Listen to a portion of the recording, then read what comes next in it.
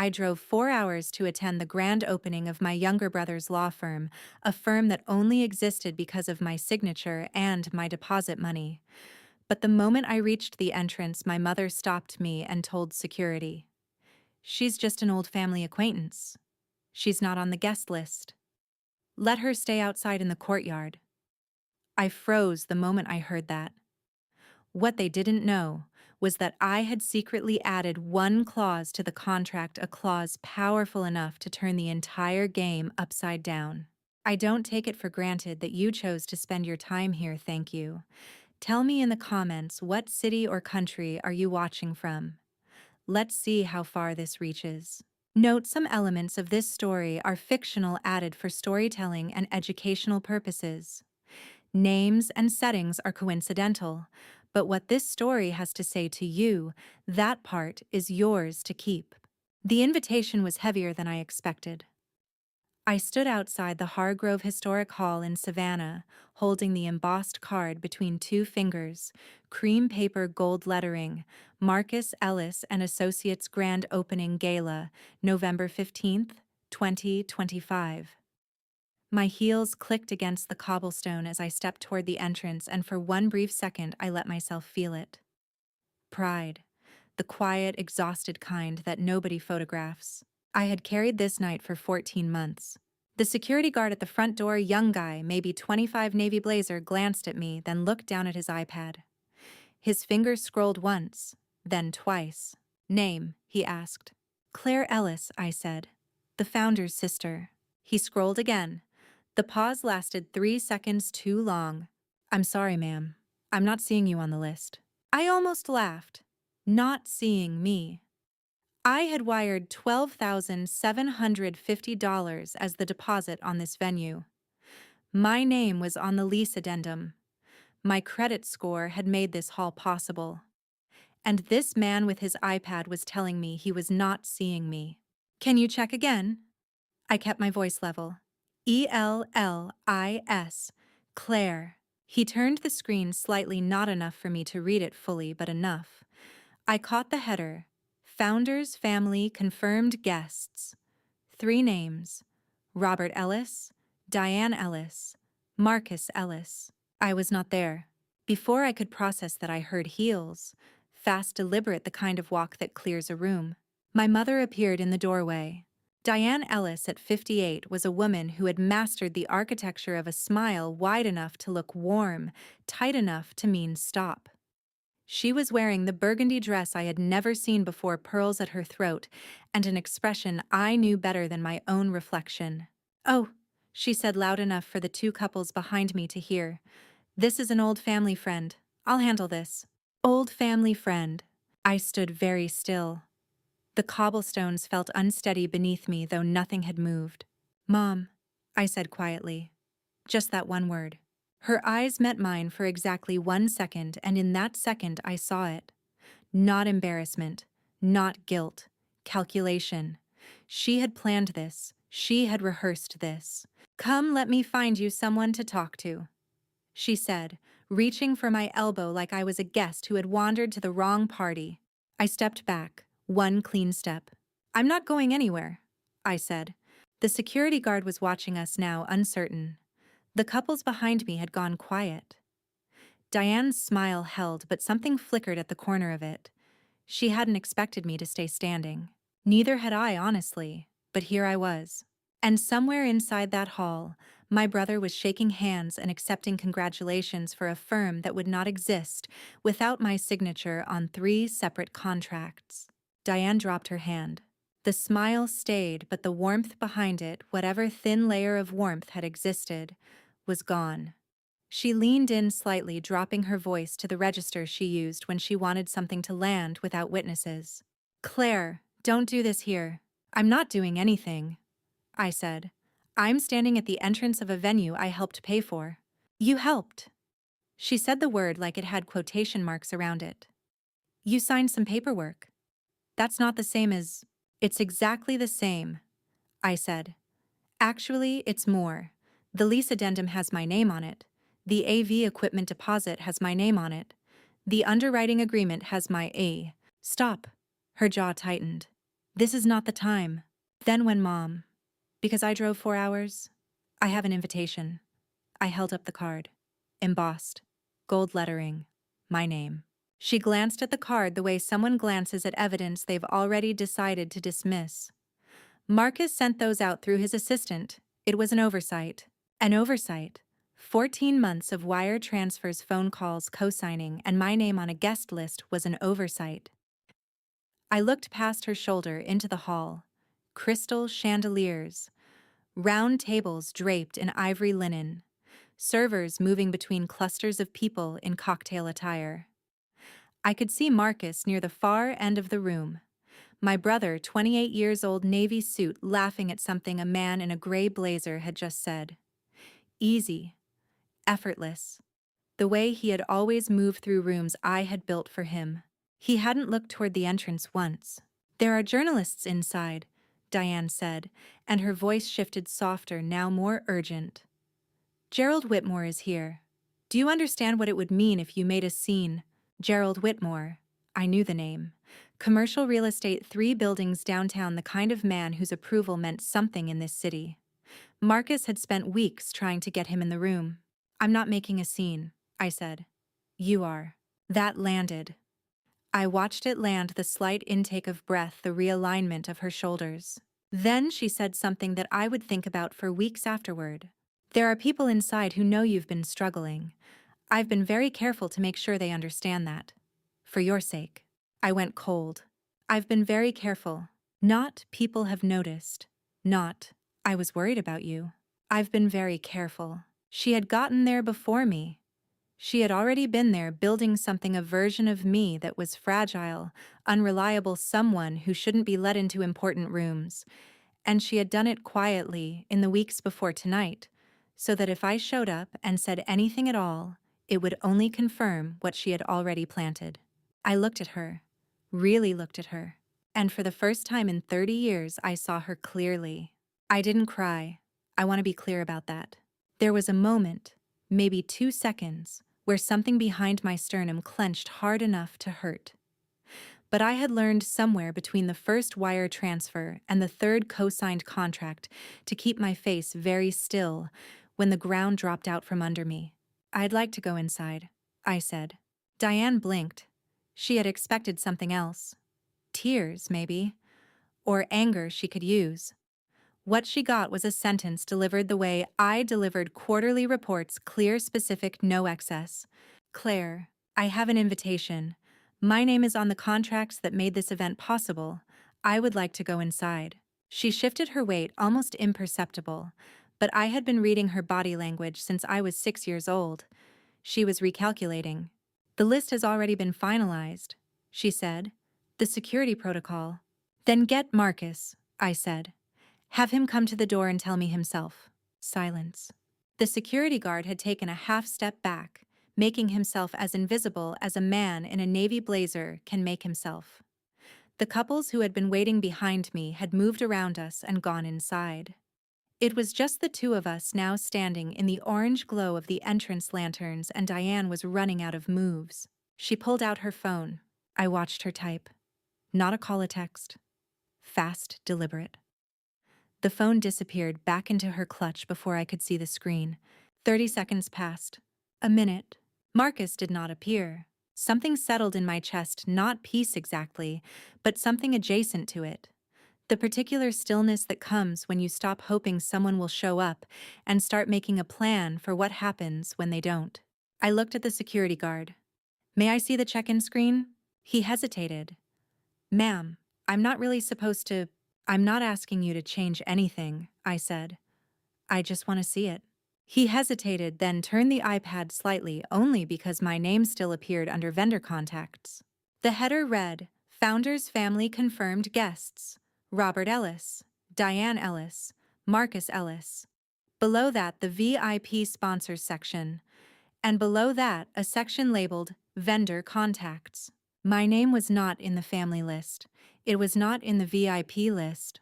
But there at the bottom of the vendor section, half hidden under 2 catering managers and the AV lead, Claire Ellis, Operations/Contract Liaison. I had been reclassified, quietly, without my knowledge. I hadn't been removed entirely that would have raised questions. I had been moved, repositioned, from family to function, from person to utility. And suddenly, every email I hadn't received in the past 3 weeks made a different kind of sense. I stepped away from the entrance. Not because Diane told me to, not because I'd given up. I stepped away because I needed 30 seconds and a clear line of sight, and the doorway wasn't giving me either. The courtyard outside Hargrove Hall was quiet, a few smokers near the iron fence, a catering van still being unloaded at the side entrance. I found a spot near a stone pillar, set my bag down on the ledge, and opened my email on my phone. 3 weeks of notifications I had skimmed and filed. I started reading them differently now. October 28th. Gala coordination update. Please direct all queries to Marcus Ellis or Diane Ellis. I had been CC'd, not addressed. I had assumed it was standard. November 3rd. Badge printing confirmation attached list final. I had not been on the attached list. I hadn't opened the attachment. November 9th. Billing contact update confirmed. I had assumed this was routine. I had not read past the subject line. Billing contact update confirmed. I opened that one fully now. The body of the email was 3 lines. It confirmed that the primary billing contact for the venue contract had been updated per written request. The new contact was listed as Marcus Ellis Ellis and Associates LLC. The old contact, the one being replaced, was not named, just previous contract holder per authorization on file. Per authorization on file. I had not authorized anything. I stood very still, the courtyard noise going distant around me. Someone had submitted a written request to change the billing contact. Someone had done it with an authorization on file, meaning a document, a signature, something that looked like my consent. The deposit I had already paid, $12,750 non-refundable, that was gone regardless. But the balance, $158,900, due within 5 business days of the event. If the billing contact had been successfully changed, that invoice would go to Marcus, unless the change hadn't fully processed, unless there was still a window. I checked the date on the email, November 9th. The underwriting agreement had a clause. I had read it twice, because I read everything twice, that stated any billing contact changes required written notice before 12 p.m. Eastern Time on the Monday following the event to be considered binding. The event was tonight, November 15th, 2025, a Saturday. The Monday following was November 17th. I had until noon on Monday. From somewhere inside the hall, I heard applause. The first round of it warm and generous, the kind that greets a man walking to a microphone. Marcus had taken the stage. I put my phone in my bag, picked up my invitation off the ledge, and looked at it one last time. Then I took a photo of it, timestamp and all. I was going to need documentation. The applause faded. I was still standing in the courtyard when the side door of the hall opened and a woman in a black event staff polo stepped out, clipboard tucked under one arm and iPad in the other hand. She was maybe 26, with the particular expression of someone managing 17 things at once and doing it competently. Her name tag read, Lena Event Coordination. She didn't notice me at first. She was typing something into the iPad, lips moving slightly, counting under her breath. "Excuse me," I said. She looked up, assessed me in 1 second, dress heels, invitation still in my hand. "Are you a vendor rep?" "I'm the contract holder on the venue lease," I said, "and the AV equipment deposit." That got her attention properly. She lowered the clipboard. "I'm sorry, you're Claire Ellis." Yes, something shifted in her expression. Not surprise exactly, more like recognition of a name she had heard in a context she hadn't expected. "You're not. They told me you weren't attending tonight." They told her. "Who told you?" I asked. She hesitated. The careful hesitation of someone who has been told something and is now realizing they should have asked more questions before accepting it. "Mrs. Ellis. And Marcus, I think. Earlier this week?" I nodded slowly. "How long have you been coordinating this event?" "Since September. I've been the primary vendor liaison." She shifted the iPad to her other hand. Is there, is there a problem with the contracts? There might be, I said. I found out tonight that a billing contact update was submitted on November 9th. I didn't authorize that. Lena went very still. I processed that request, she said quietly. I know, I said. I'm not blaming you. I'm trying to understand what documentation was submitted with it. She looked down at the iPad, then back at me. I could see the calculation happening behind her eyes, professional obligation versus whatever she had been told about me, whatever narrative had been preloaded into her understanding of this situation. There was a signed authorization form, she said carefully. It came through the main event email. I forwarded it to the underwriting contact per protocol. Did you verify the signature? Another pause. Longer this time. It matched the name on the contract, she said. We don't typically do a secondary verification if the form comes from the registered event email. The registered event email. The one I had discovered had a forwarding rule set on it. The one where several notifications had quietly disappeared before reaching me. I kept my voice neutral. Would you still have a copy of that authorization form? Lena looked at me for a long moment. Then she said something I didn't expect. Give me 20 minutes. 20 minutes was enough time to remember everything. I sat on the stone ledge in the courtyard and let the past 14 months run backward through my mind, not with sentimentality, just the way you review a contract before signing. Looking for the clauses you missed the first time. It had started in September of last year, 2024. Marcus had called me on a Tuesday evening, which was unusual. He preferred texts, short ones, the kind that preserved plausible deniability about tone. I need your help with something, he'd said. It's time-sensitive. He had explained it carefully. He wanted to open his own firm.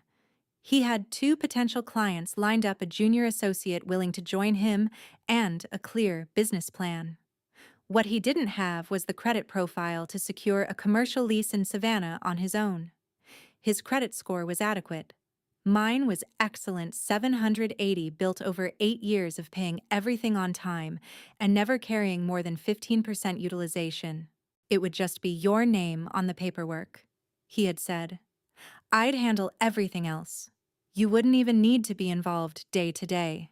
Just your name. I had heard that phrase before in different contexts from different people in my family. It was never just a name. A name on a contract is liability. A name on a lease is responsibility. A name on an underwriting agreement is a financial throat someone else can cut when things go sideways. But I had said yes. I had said yes because Marcus was my brother and I loved him, and because my mother had called me the following morning before I could reconsider and told me that this was a chance to be part of something, as though I hadn't been part of things my entire life, quietly, without credit, without a seat at the table. You're so capable, Claire, she had said. You've always been the one we could count on. I had taken that as a compliment. I understand now it was a job description. Over the next 3 months, the paperwork multiplied. The venue lease required a co-signer with verifiable income. That was me. The AV equipment package required a deposit from a personal account with sufficient history. That was me. The underwriting agreement for the gala itself required a named contract holder with a credit score above 740. Still me. Each time I had been told just a formality, just until the firm is established, just temporary. The deposit total by November 2025 had reached $12,750 non-refundable, with a balance of $158,900 due within 5 business days post-event. My name was on all of it. My credit was attached to all of it. And my name was not on the guest list. The irony would have been almost elegant if it wasn't my financial future at stake. My phone buzzed. A text from a number I didn't recognize. This is Lena. I'm at the side entrance. Come alone. I found her standing just outside the propped open service door, iPad face down against her chest, a folded printout in her other hand. She had taken off her event staff lanyard and folded it into her pocket. Small gesture, but I noticed it. She was stepping outside her official role for this conversation. I pulled the authorization form, she said, handing me the printout. I unfolded it carefully. It was a single page. Standard underwriting update template. I recognized it because I had signed the original version myself back in October 2024. Fields for contract holder name, signature date, and a checkbox confirming consent to transfer billing authority. The name field read Claire A. Ellis. The signature was fluid confident. It looked like mine. The formation of the C, the double L, the looping E at the end. It looked like mine the way a photograph of a stranger can briefly look like someone you know close enough to cause a second glance, different enough to feel wrong once you look longer. The date was November 7th, 2025. I was in Charlotte on November 7th, I said. I had a quarterly review at my office. I didn't sign anything related to this event that day. Lena nodded slowly like she had already suspected this. The form came through the event coordination email at 11:42 a.m., she said. I was dealing with a vendor dispute that morning and I processed it in batch with 3 other administrative updates. I didn't look closely at the timestamp. What timestamp? She reached over and pointed to a line at the bottom of the printout, small font, easy to miss. The document metadata showed the PDF had been created at 11:38 a.m. on November 7th, 4 minutes before it was emailed. Not scanned from a physical signature. Generated digitally. Someone created this document and sent it within 4 minutes, I said. Yes. From the event email. Yes. Lena's voice was steady, but her jaw was tight. Which I had shared access credentials for, along with 3 other people on the coordination team. She paused. And Marcus. He requested access in October to monitor RSVPs. I folded the printout and held it carefully by the edges. Can you send me the original email with headers? I asked. Full metadata, not just the body. I already did, she said. Check the number I texted from. I looked at her. Why are you helping me? She was quiet for a moment. Then, because when I set up the check-in system, I was told to move your name from the family list to vendor contacts, and the person who told me to do it said it was your request. She met my eyes. You didn't request that, did you? It wasn't a question. No, I said. I didn't. I checked my phone on the walk back to my car. Lena's email had come through. The subject line was blank, intentionally, I assumed. The attachment was a forwarded chain full headers intact, and below it a second attachment, a CSV file labeled gala_check-in_master_v 4_final.csv. I sat in the driver's seat with the door open and the dome light on, and I opened the CSV first. It was the complete check-in master list, every guest, every category, every edit made to the document with timestamps and user IDs. The version history was automatic generated by the coordination software. I scrolled to the edit log at the bottom. November 12th, 2025, 9:17 a.m. User ID Mellis_cord. Action moved Claire Ellis from category Founders Family to category Vendor Contacts. November 12th, 2025, 9:19 a.m. Same user ID action set, badge print status for Claire Ellis to false. November 12th, 2025, 9:22 a.m. Same user ID. Action added note to Claire Ellis entry. Do not print badge not attending per family confirmation. 3 actions, 5 minutes, 3 days before the gala. Mellis_cord. Marcus Ellis coordination account. I sat with that for a moment. Not with anger. Anger would come later, I suspected, in waves I wasn't ready for yet. Right now, there was just the cold, clarifying feeling of a picture coming into focus. He had not made an error. He had not forgotten to include me. He had opened the system, found my name moved. It removed my badge and added a note to ensure no one would question my absence. Methodically. In the morning before his coffee got cold, probably. I opened the email chain next. The headers showed the authorization form had been sent from galevents.ellis@gmail.com, the event coordination email I had been given access to in October. The sending IP address was registered to a location in Savannah, Georgia. I had been in Charlotte. I took screenshots of everything: the CSV, the email headers, the metadata on the authorization form Lena had given me. I airdropped the files to myself twice and emailed copies to my personal account. Then I sat back and thought about the underwriting clause. Monday, November 17th, 12 p.m. Eastern. That was my window. If I sent a properly formatted notice before that deadline disputing the billing contact change, asserting my position as original contract holder, requesting invoice redirection, the underwriting agreement gave me standing. Not guaranteed success. Standing. A legal foothold. I had 38 hours. My phone lit up. A text from Marcus. "Hey, is everything okay? Mom said you stopped by. Sorry I couldn't get away. It's been crazy tonight. We'll catch up soon." Yeah, stopped by. I had stopped by. I set the phone face down on the passenger seat and started the car. I drove to the hotel I had booked 3 weeks ago, back when I still believed I would be attending the gala as a guest, as a sister, as someone who mattered in the room. The room was a standard double on the 4th floor. I dropped my bag, sat on the edge of the bed, and spread everything out: the printed authorization form Lena had given me, my phone, with the screenshots, and my own copy of the original underwriting agreement I had saved in a folder on my Google Drive, labeled with no particular foresight, Marcus Firm, my copies. I read the underwriting agreement clause by clause. I had read it before, but the way you read something when you trust the people around you is different from the way you read it when you don't. Section 4, subsection C. The named contract holder retains primary billing authority unless a written change of authority is submitted with verified consent documentation and accepted by the underwriting office no later than 12 p.m. Eastern Time on the Monday immediately following the event date. Verified consent documentation. The form Lena had shown me, the one with the digitally generated signature created 4 minutes before it was emailed, was that verified.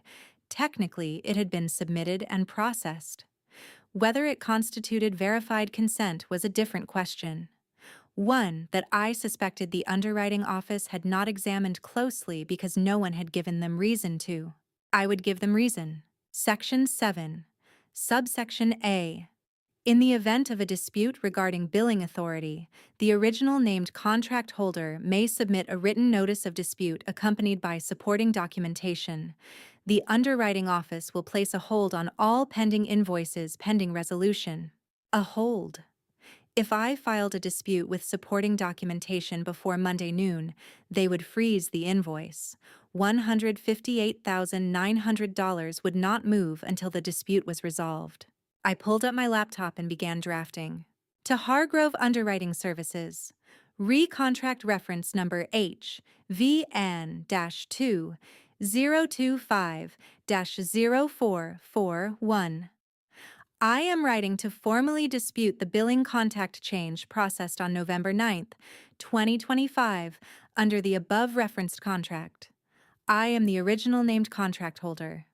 I did not authorize the change. I am attaching the following documentation in support of this dispute. I listed the attachments one by one as I planned them: the original contract with my signature, the metadata analysis of the authorization form, the CSV edit log showing the systematic removal of my access, the email headers showing the IP discrepancy. My phone buzzed again. This time it was my father. "Claire, call me when you can. It's not urgent." From my father, "it's not urgent" always meant the opposite. I set the phone aside and kept typing. I called him at 11:47 p.m. He picked up on the second ring, which meant he had been holding the phone. "Claire." His voice was careful, the careful of someone choosing each word before releasing it. "Dad." I kept mine even. "You said to call?" A pause. In the background, I could hear the faint sound of a television news maybe, or a game. Something with intermittent crowd noise. My father filled silences with background sound the way some people filled them with words. "How are you doing?" he asked. "I'm at a hotel in Savannah," I said. "I was turned away from the gala tonight. Mom told the security team I was an old family friend." Silence. Not the silence of someone who didn't know, the silence of someone who had hoped it would go differently and is now facing the fact that it didn't. "Dad," I said, "did you know they were going to do that?" "Claire, it's a yes or no question." Another pause. Longer. The television sound seemed to drop like he had muted it or moved to another room. When he spoke again, his voice was lower. "It wasn't supposed to be like that. The plan was just, they thought it would be cleaner if you weren't there for the formal part. The photographs, the press. They thought it would avoid." "Avoid what?" "Complications." Complications. I was a complication. 30 years of being his daughter, and tonight I was a complication to be managed. "I need to ask you something," I said, and I kept my voice very flat, because flat was the only register I trusted right now. "The underwriting agreement. Someone submitted an authorization to change the billing contact on November 9th. The form had my name on it. I didn't sign it." I let that sit for exactly 2 seconds. "Did you know about that?" The pause this time was the longest yet. "I didn't sign anything," he said finally. "That's not what I asked." He exhaled. A long, tired sound, the sound of a man who had been carrying something heavy and knows he is about to be asked to set it down in public.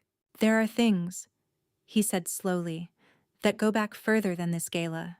Things I haven't. I made some decisions a long time ago that I'm not proud of. And when this opportunity came up for Marcus, I thought..." He stopped. "You thought it would fix something," I said. "I thought it would help. It's not the same thing, Dad." He didn't answer. And in his silence, I heard everything he wasn't saying, that he had known more than he admitted, that his passivity had not been neutral, that letting things happen is still a choice. "I'm filing a dispute with the underwriting office on Monday morning," I said. "I wanted you to know before I did." I ended the call before he could respond.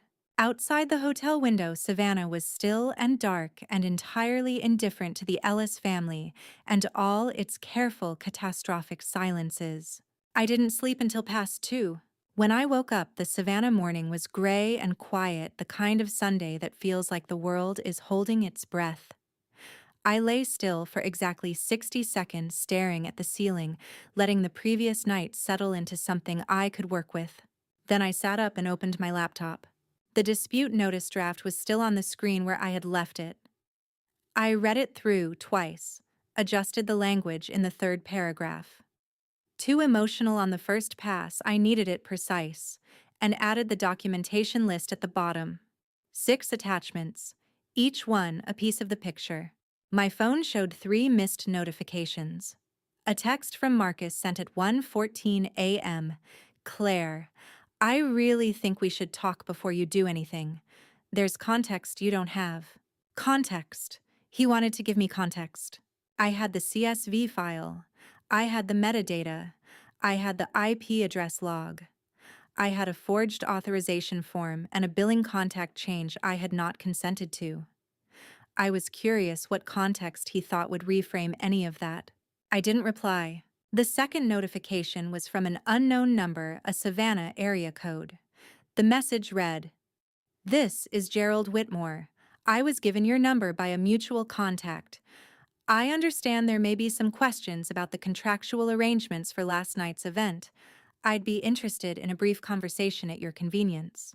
I read that 3 times. Gerald Whitmore. The man Diane had specifically warned me about, the commercial real estate investor, the VIP whose approval Marcus had spent weeks courting. The man whose presence at the gala was supposed to legitimize the whole enterprise. He had found my number before I had found his. That meant someone had talked. Someone inside that hall last night had noticed something, asked a question, and followed a thread far enough to end up at me. I typed back, "Good morning, Mr. Whitmore. I'm available this afternoon if that works for you." His reply came in under 2 minutes. 2 o'clock. I'll send an address. I set the phone down and looked at my draft dispute notice again. Context, Marcus had said. as if context was something he controlled, and I was merely a recipient of it.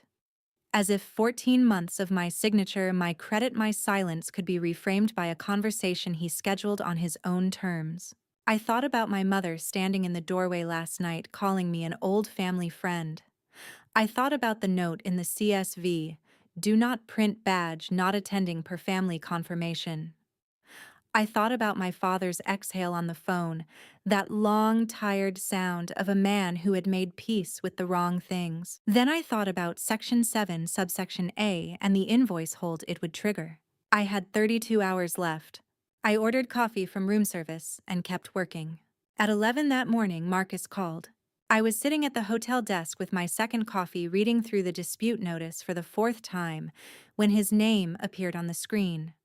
I looked at it for a moment.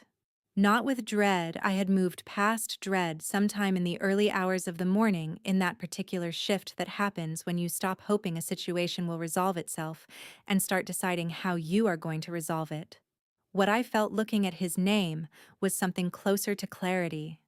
The clean, functional clarity of someone who knows exactly what the next conversation is going to be and has already decided how to have it. I let it ring twice before I answered. Not because I was composing myself, I was past needing that, but because I wanted him to hear the pause, to know I had chosen to pick up rather than simply picked up.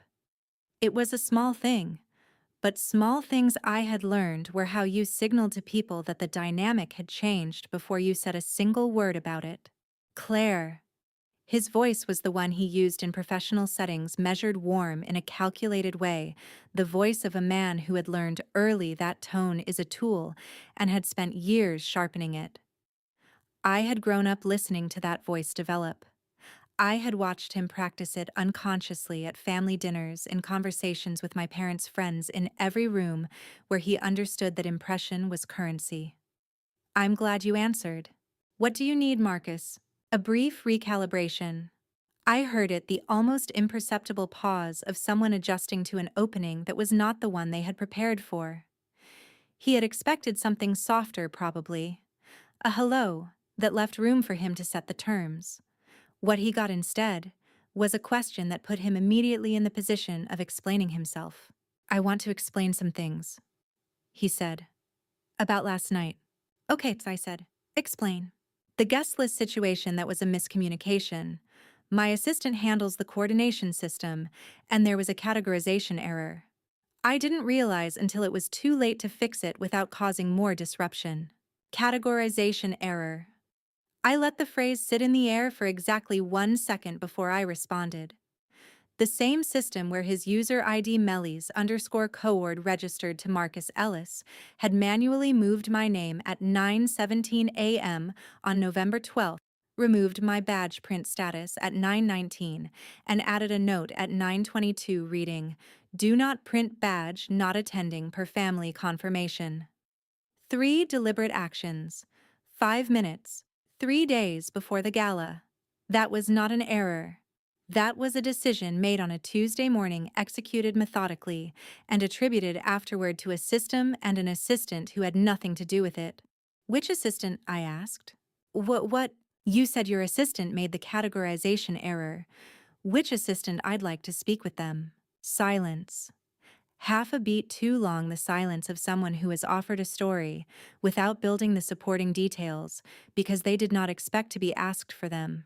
It was a shared system, he said. Multiple people had access. I know, I said.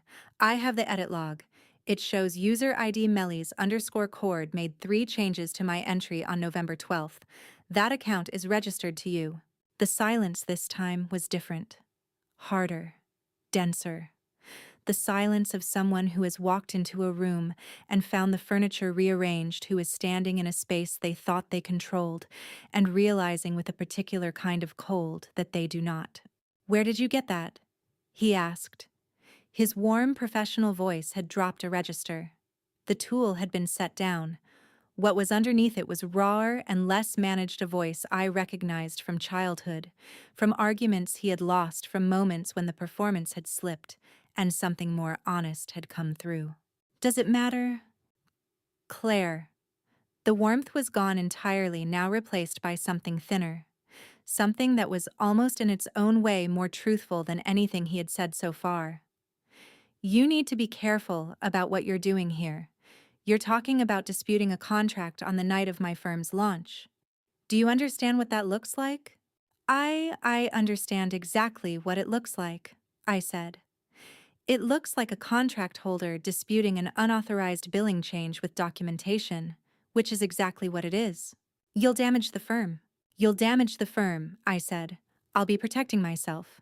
He breathed out sharply, the sharp exhale of someone who has run out of the argument they prepared and is reaching for something less considered. Mom was right. Don't. The word came out quiet and absolute, the way certain things come out when they have been held long enough that they no longer require volume to carry weight. Don't finish that sentence. He stopped. In the silence that followed, I could hear him recalibrating again, but this time there was nothing to recalibrate toward. He had used the professional voice. He had tried misdirection. He had attempted the narrative my mother had been building for weeks. And each one had landed against something that did not move. I'm going to file the dispute notice tomorrow morning, I said. If you want to discuss a resolution before then, you have my number. But I'm not going to be told I'm unstable by the person who forged my signature. I ended the call. My hands were steady. I noticed that specifically held them up briefly and looked at them because I had genuinely expected them to shake, and they didn't. Something had shifted in me overnight, some internal alignment that I didn't have a precise word for yet. Not anger, anger had been there earlier and had already done its work and moved through. Not victory, because nothing had been won yet. Something quieter and more permanent than either. The particular steadiness of someone who has stopped performing a version of themselves designed for someone else's comfort and has simply become, without announcement, who they actually are. I had finally stopped waiting for him to be the brother I had decided he was. That decision, the one I had made years ago, the one that had required me to overlook things and absorb things and sign things and carry things to sustain, had just quietly expired. Not with drama, not with grief yet. Just with the clean, irrevocable finality of something that has run its course. I picked up my coffee. It had gone cold. I drank it anyway. Gerald Whitmore's address led me to a restaurant on the south end of Savannah's historic district, the kind of place with no sign outside, just a number on a door, and the quiet understanding that people who needed to find it already knew where it was. He was already seated when I arrived. Late 60s, silver-haired, the particular stillness of a man who had made enough money that he no longer needed to perform confidence. He stood when I approached the table, which I noted not every man of his generation did that for a 30-year-old woman arriving alone. "Ms. Ellis," he said, "thank you for coming." "Mr. Whitmore." I sat across from him. "I appreciate you reaching out." A server appeared, took our drink orders, and disappeared. Whitmore folded his hands on the table and looked at me with the direct, undecorated attention of someone who had built his career on reading situations accurately. "I'll be straightforward," he said. "I was at the gala last night as a potential early investor in your brother's firm. I brought a colleague. We were seated at a table with two of Marcus's other guests." He paused. One of those guests mentioned in passing that the woman who had actually secured the venue contracts had been turned away at the door. "Who mentioned it?" I asked. I'd rather not say, but the comment was enough to make me ask questions. His eyes were steady on mine. "I asked the event coordinator, the young woman with the iPad. Lena. She had been busy last night." "What did she tell you?" I asked. "Enough," he said. "She was professional about it, didn't volunteer details, but she confirmed that there were contractual questions she couldn't speak to publicly." He picked up his water glass. "In my experience, when an event coordinator uses the phrase, contractual questions she can't speak to publicly, at the launch of a firm I'm considering investing in, I take that seriously." "That seems wise," I said. The corner of his mouth moved, not quite a smile, but something adjacent to it. "I've been doing business in this city for 31 years. I've seen firms launch on borrowed credibility before. It doesn't end well for anyone involved. He set down the glass. I'm not here to take sides, Ms. Ellis. I'm here to understand what I'm walking into before I write a check. I looked at him for a moment. He was not an ally exactly. He was a man protecting his own interests, which happened to require the same information I was already gathering. I'm filing a billing dispute tomorrow morning, I said. With the underwriting office, I have documentation that a billing contact change was submitted without my authorization. He nodded slowly. And the firm's founder is aware of this. He called me this morning to ask me not to. Whitmore was quiet for a moment. Then, what do you need from this conversation, Ms. Ellis? Nothing, I said honestly. I just needed to understand who else was asking questions. I was back at the hotel by 4. Diane called at 4:17. I looked at the screen, watched her name pulse 3 times, and declined it. She called again at 4:22. I declined again. At 4:30, she sent a text. Claire, I know you're upset. I understand. But you need to think about what you're doing to this family before you take any action you can't undo. Marcus has worked so hard. Your father and I have given everything to support both of you. I hope you'll remember that. I read it twice. The architecture of it was almost impressive, every sentence doing double work. You're upset, dismissed my judgment. Think about what you're doing to this family repositioned me as the aggressor. Your father and I have given everything, erased 14 months of my financial exposure. I hope you'll remember that was a warning dressed as a wish. I took a screenshot and filed it. Then I called my closest friend Dana back in Charlotte. Dana was a paralegal at a mid-size firm and the most practically intelligent person I knew. I had texted her the night before, just having a situation, we'll call tomorrow, and she had replied with, I have coffee and time. She picked up on the first ring.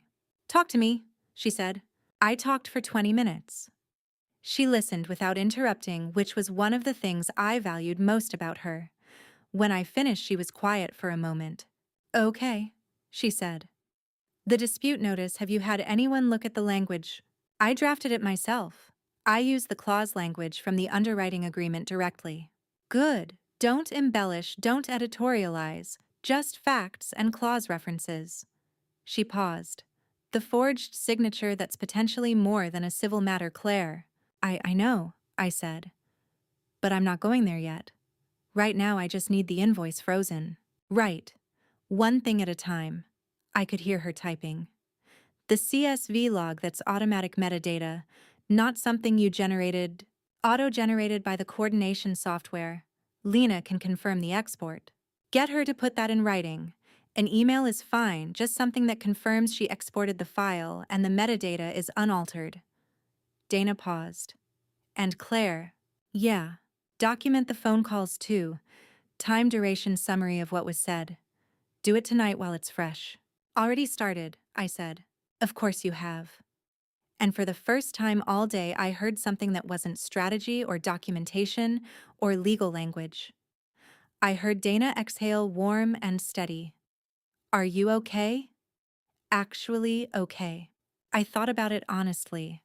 I think so, I said. I'm angry, but it's clean anger. It's not making me stupid. Good, she said. Clean anger is useful, let's use it. Dana and I stayed on the phone for another hour. By the time we hung up, I had a cleaner dispute notice, a documentation checklist, and something I hadn't expected, a clearer picture of how I had gotten here. Not the contracts, not the gala. Further back. Can I say something that might be hard to hear? Dana had asked near the end of the call. Go ahead. You've been doing this for a long time. Not just for Marcus, for all of them. Being the capable one. The one who handles things. And I think part of you believed that if you were useful enough, reliable enough, if you never caused problems and always solved them. She paused. They would see you. They would include you. They would love you the way you needed to be loved. I didn't say anything. Claire, I'm here, I said. You're not wrong. The thing is, she said quietly, people who use you don't suddenly start valuing you because you've been useful long enough. That's not how it works. You have to stop being useful on their terms before they have to reckon with you as a person. After I hung up, I sat with that for a while. I had been the one who handled things since I was old enough to understand that someone needed to. When my parents' finances had been unstable, a bad investment my father had made in 2009, the kind of mistake that doesn't announce itself. Until years later, I had been 16, and I had understood before my parents said anything that certain things were not going to happen. The college fund, the family vacation, the new car my mother had mentioned for 2 years. I had adapted. I had worked. I had stopped asking for things that cost money and started finding ways to make myself useful instead.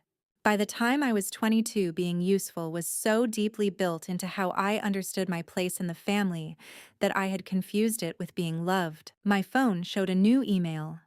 The sender was underwriting at hargrovevenueservices.com, the underwriting office. An automated confirmation that my draft dispute notice had been received as an unsent draft in their portal. Wait, I hadn't sent it yet? I had only saved it to the portal draft folder to preserve the timestamp. I read the automated message again.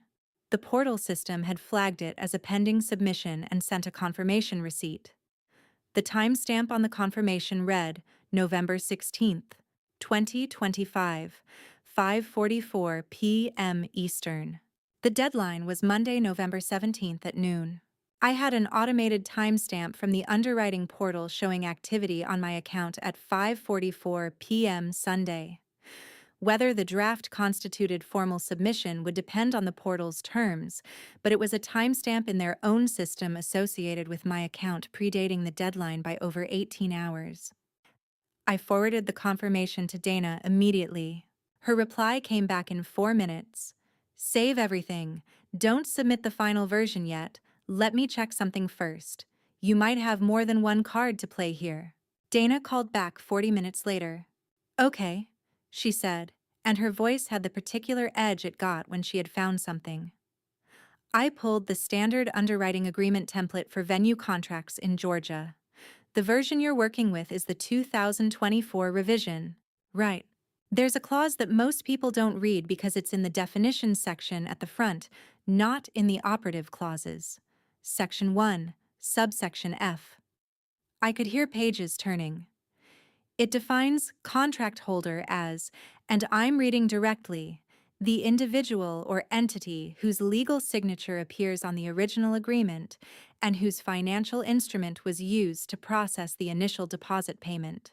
I pulled up my own copy of the agreement, found Section 1, subsection F. I see it, I said. Your name is on the original agreement, and the initial deposit, the $12,750, came from your account. Yes. Then regardless of what that authorization form says, regardless of whether the billing contact change was processed, you meet the definition of contract holder under the agreement's own terms. Dana's voice was steady and precise. The authorization form they submitted to change the billing contact. It can only be valid if it was submitted by the contract holder or with verifiable consent of the contract holder. If the signature is forged, which the metadata strongly suggests, then the change was never valid. It didn't transfer authority. It just looked like it did because no one checked. I sat very still. So, the invoice, I said slowly, the $158,900 balance was never legally redirected, Dana said. It still sits with you as contract holder, which means you have the right to redirect it yourself, with proper notice, which you're already drafting. The pieces clicked into place with an almost audible sound. The authorization form hadn't actually changed anything, it had only created the appearance of a change. As long as no one disputed it, the appearance would hold. But the moment I filed a formal dispute with supporting documentation, the forgery would be visible, and the original authority would reassert itself. They didn't actually take the contract from me, I said. No, Dana said. They just hoped you wouldn't notice you still had it. I closed my eyes for a moment. 14 months. Every wire transfer, every cosign, every time I had been told just a formality, just temporary, just your name, I had held on to something real without knowing it. And they had spent weeks building an elaborate structure to make me believe I had already lost it. I'm going to need Lena's written confirmation tonight, I said. Tonight, Dana agreed. And Claire, send the dispute notice first thing tomorrow. Don't wait until the last minute. Give yourself margin. I will. I paused. Dana. Yeah. Thank you. File the notice, she said. Thank me after. I texted Lena at 7 that evening. I need written confirmation that the CSV file you sent me was an unaltered export from the coordination software. An email is fine, just a brief statement that you exported it directly and the metadata is intact. Tonight, if possible. Her reply came back within 10 minutes. Already drafted. Sending now. The email arrived as I was eating dinner, a sandwich from the hotel cafe, the kind of meal you eat because you need fuel, not because you're hungry. Lena's message was 3 sentences. She confirmed the date, and time of export confirmed that the file had not been altered after export, and noted that she was providing this information voluntarily as the event coordinator of record. Voluntarily. She had chosen that word deliberately. She was documenting her own position as clearly as I was documenting mine.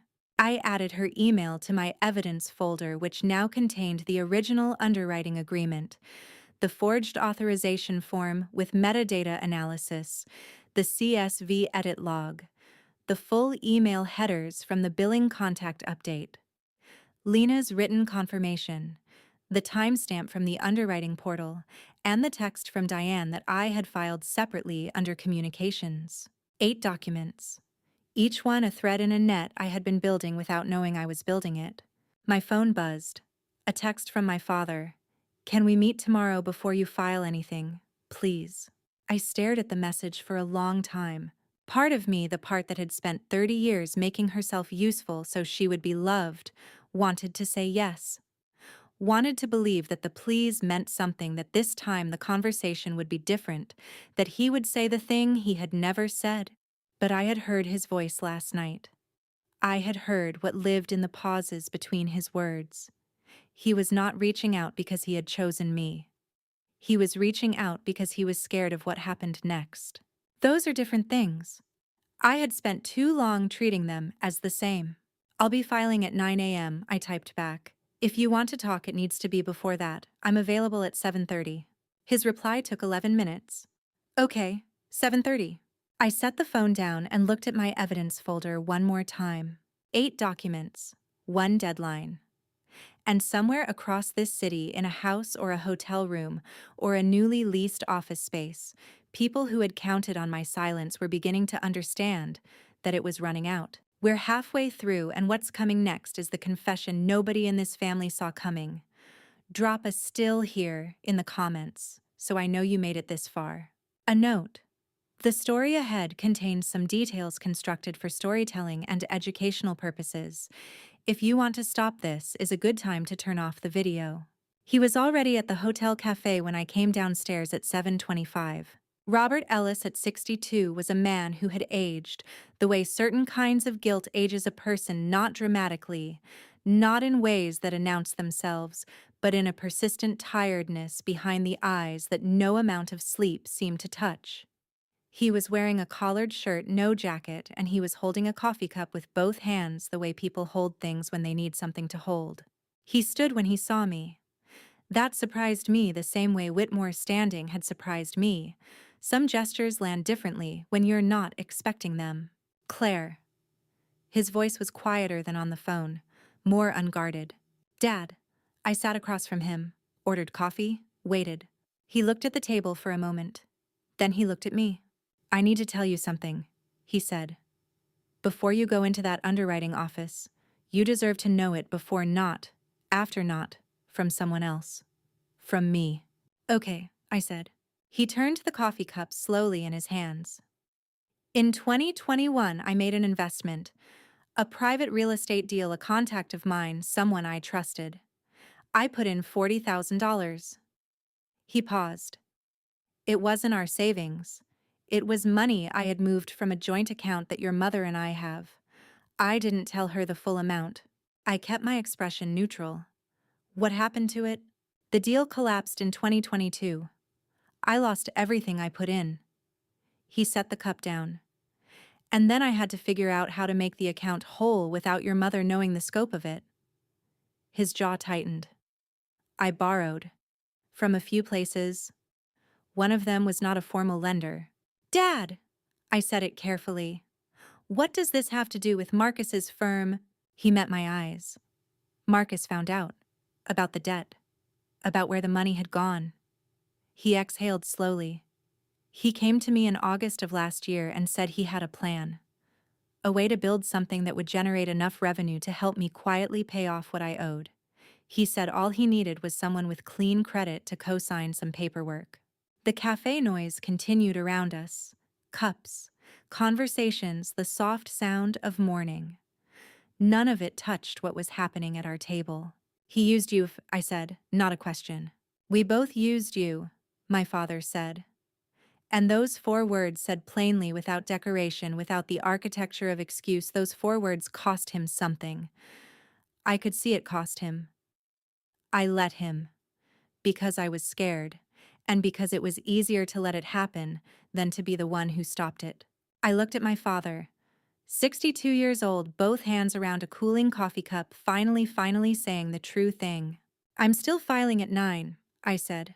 I know, he said. I'm not asking you not to. We sat together for another 20 minutes, not talking much. My father ordered a second coffee he didn't drink.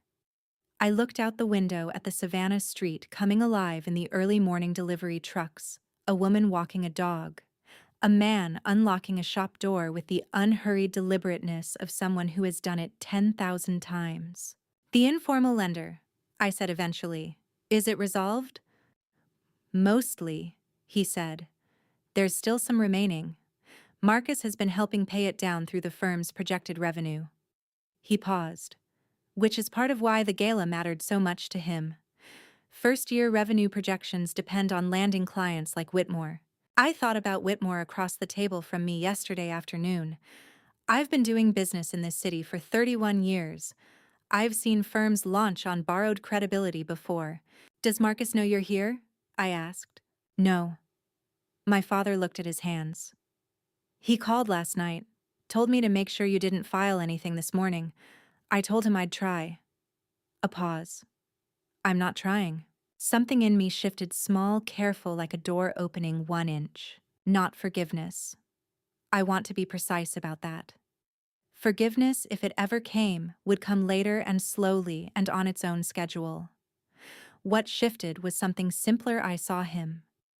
Not as the father I had needed him to be, not as the villain I could have made him in the narrative I was building, just as a man who had made a wrong choice and had spent years being crushed quietly under the weight of it. That didn't make it okay, but it made it human. I have to go, I said. I stood, picked up my bag. I'm going to file the dispute at 9. What happens after that?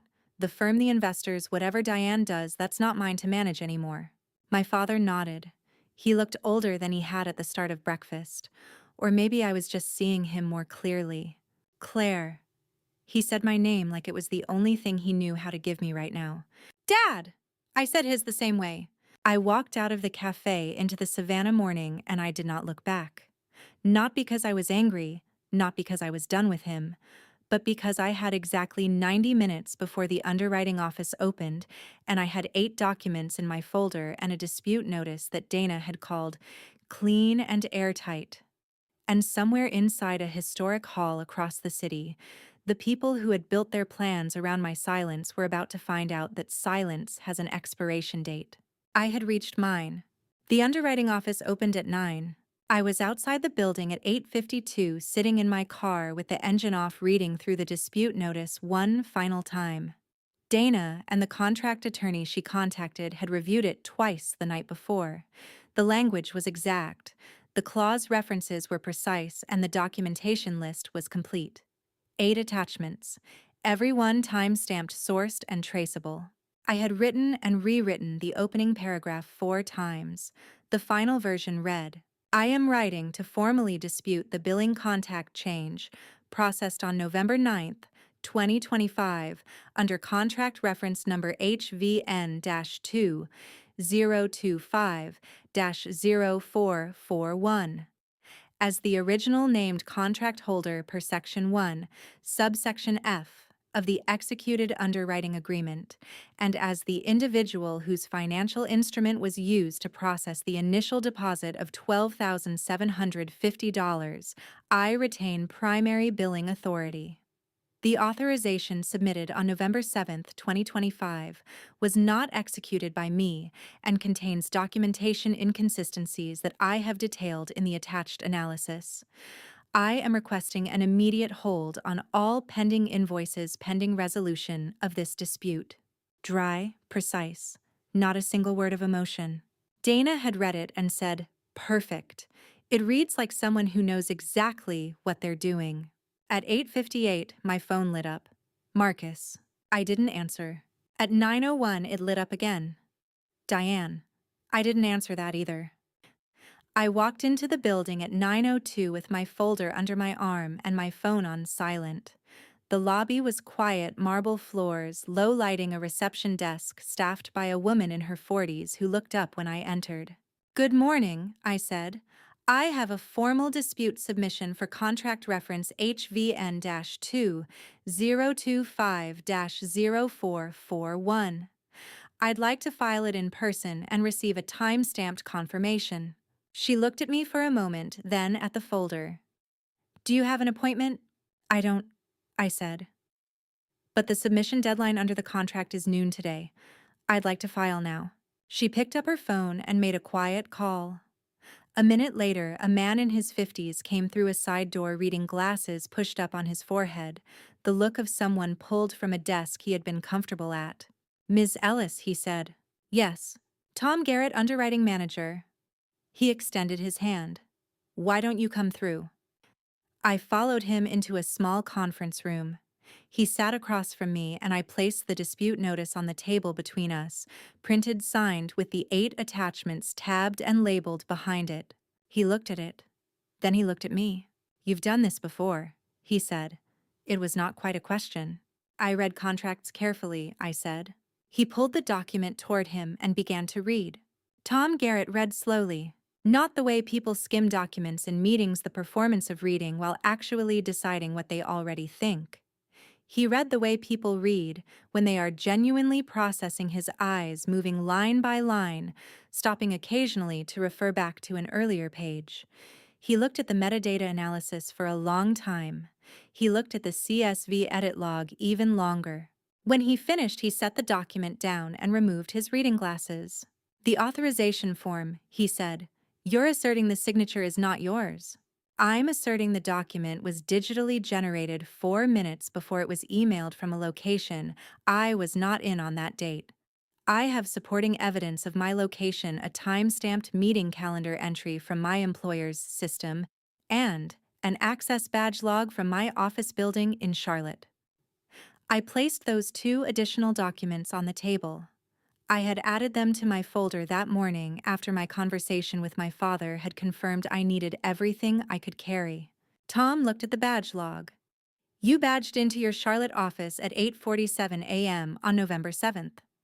And the document was created in Savannah at 11:38 a.m. PUG, I said. "The IP address in the email header is registered to a Savannah provider." He was quiet for a moment. The kind of quiet that is not uncertainty.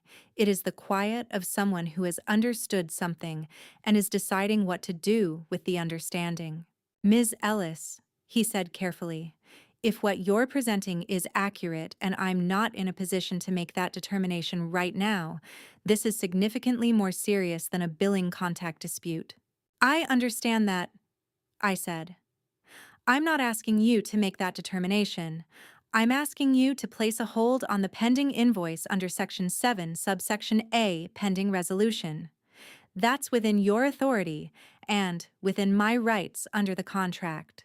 He looked at me steadily. "You know this agreement well. It has my name on it," I said. "I try to know things that have my name on them." Something shifted in his expression. Not warmth, exactly, but a kind of professional respect that doesn't require warmth. I'll need to consult with our legal team before I can authorize the hold, he said. That's standard protocol for a dispute of this nature. It will take a few hours. The deadline is noon, I said. I'm aware. He stood. You'll have a response before noon. You have my word on that. He paused at the door.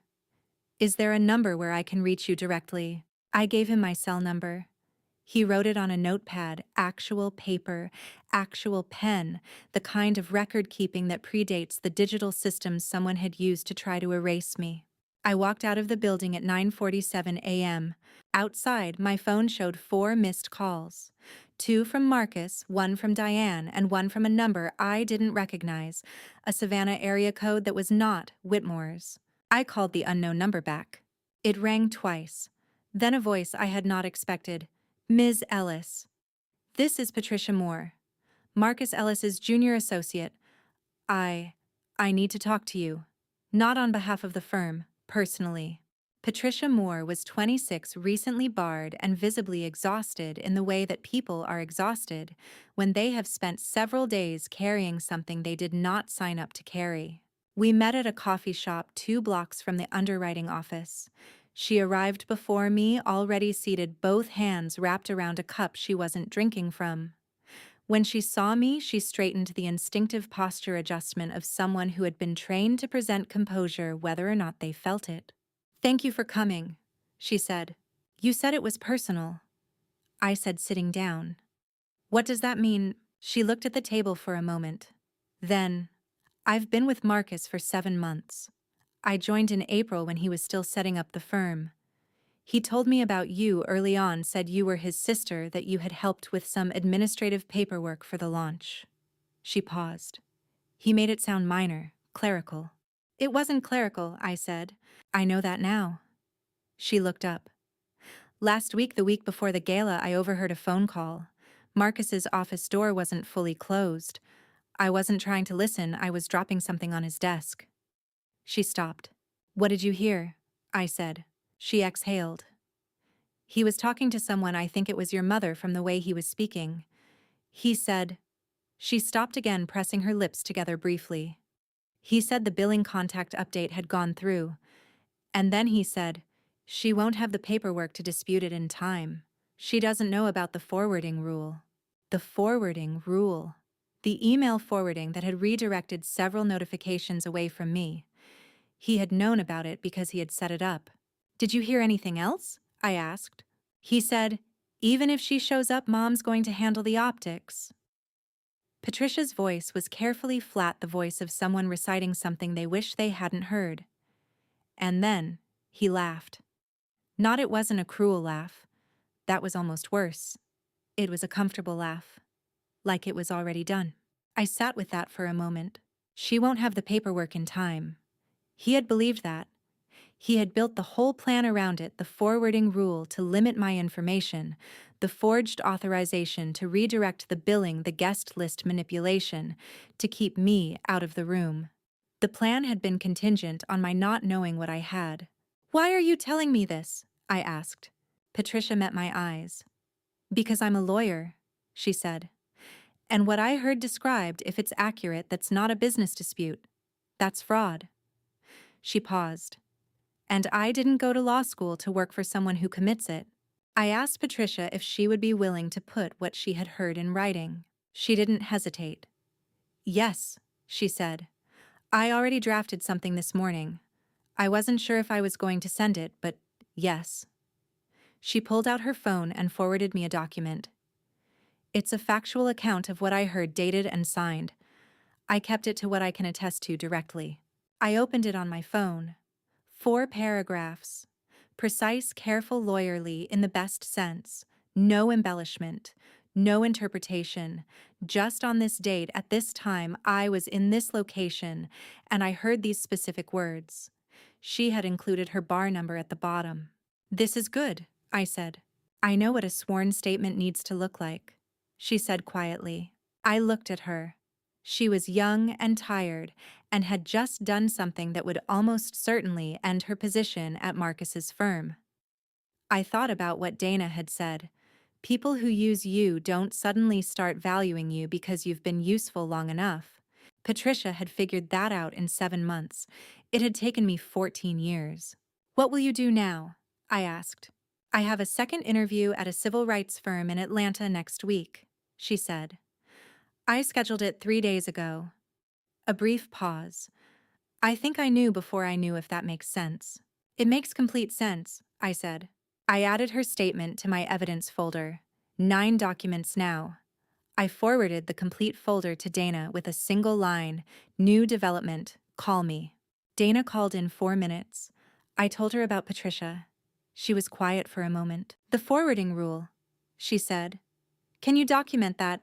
"I can show the emails I didn't receive," I said, "and the ones that arrived late with forwarding headers.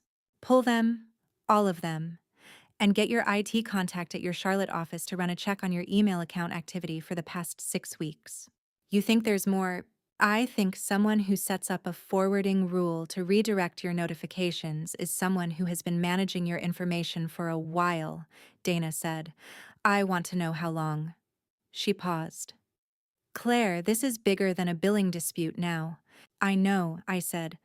"How are you doing?" I was sitting in a coffee shop in Savannah with 9 documents proving that my brother had systematically dismantled my ability to protect myself, and my mother had managed the social cover, and my father had known and said nothing for months.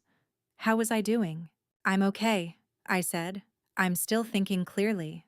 "Good," Dana said. "Keep thinking. You have 2 hours until noon." I was back in my car when Marcus called again. This time I answered. "Claire." His voice was different from the call yesterday. The professional warmth was gone, entirely replaced by something rawer and less managed. "Where are you?" "Savannah," I said. "Same as yesterday." "Did you go to the underwriting office this morning?" I didn't answer. "Claire." A sharp exhale. "You need to stop. Whatever you think you're doing, this isn't going to end the way you think it is. You're going to blow up the firm over a misunderstanding, and you're going to damage Dad in the process, and—" "Tell me about the forwarding rule, la," I said. Silence. "I don't know what you're—" "The email forwarding rule on my event account," I said. "The one that redirected billing notifications away from me. Tell me when you set it up and why." More silence. Longer. When he spoke again, his voice had dropped quieter, more careful, the voice of someone reassessing in real time. "I need you to understand something," he said. "Everything I did, all of it, was to protect the firm, to make this work. I wasn't trying to hurt you." "I know," I said. And I meant it. That was the part that had taken me the longest to accept. He hadn't been trying to hurt me. He had been trying to use me, which is different and in some ways worse, because using someone requires believing they don't fully count as a person whose hurt matters. "Then can we talk about this? Can you come—" "I've already filed the dispute," I said. "The hold is pending confirmation from the underwriting office. That happens before noon today." A sound came through the phone that I couldn't immediately categorize. Not anger, not grief exactly.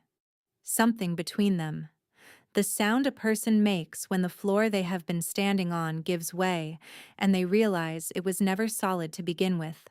"Claire," his voice cracked. Just slightly. Just once. "I needed this to work.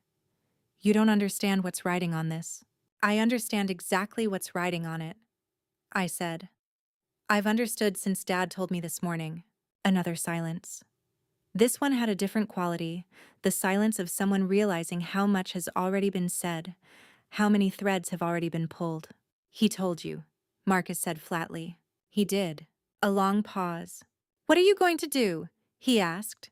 "I'm going to make sure I'm not responsible for a bill I didn't authorize," I said. "What you do after that is up to you." I ended the call. My phone showed 10:41 a.m., 1 hour and 19 minutes until noon. At 11:17, Tom Garrett called. "Ms. Ellis," he said, "I've completed my review with our legal team." I held very still.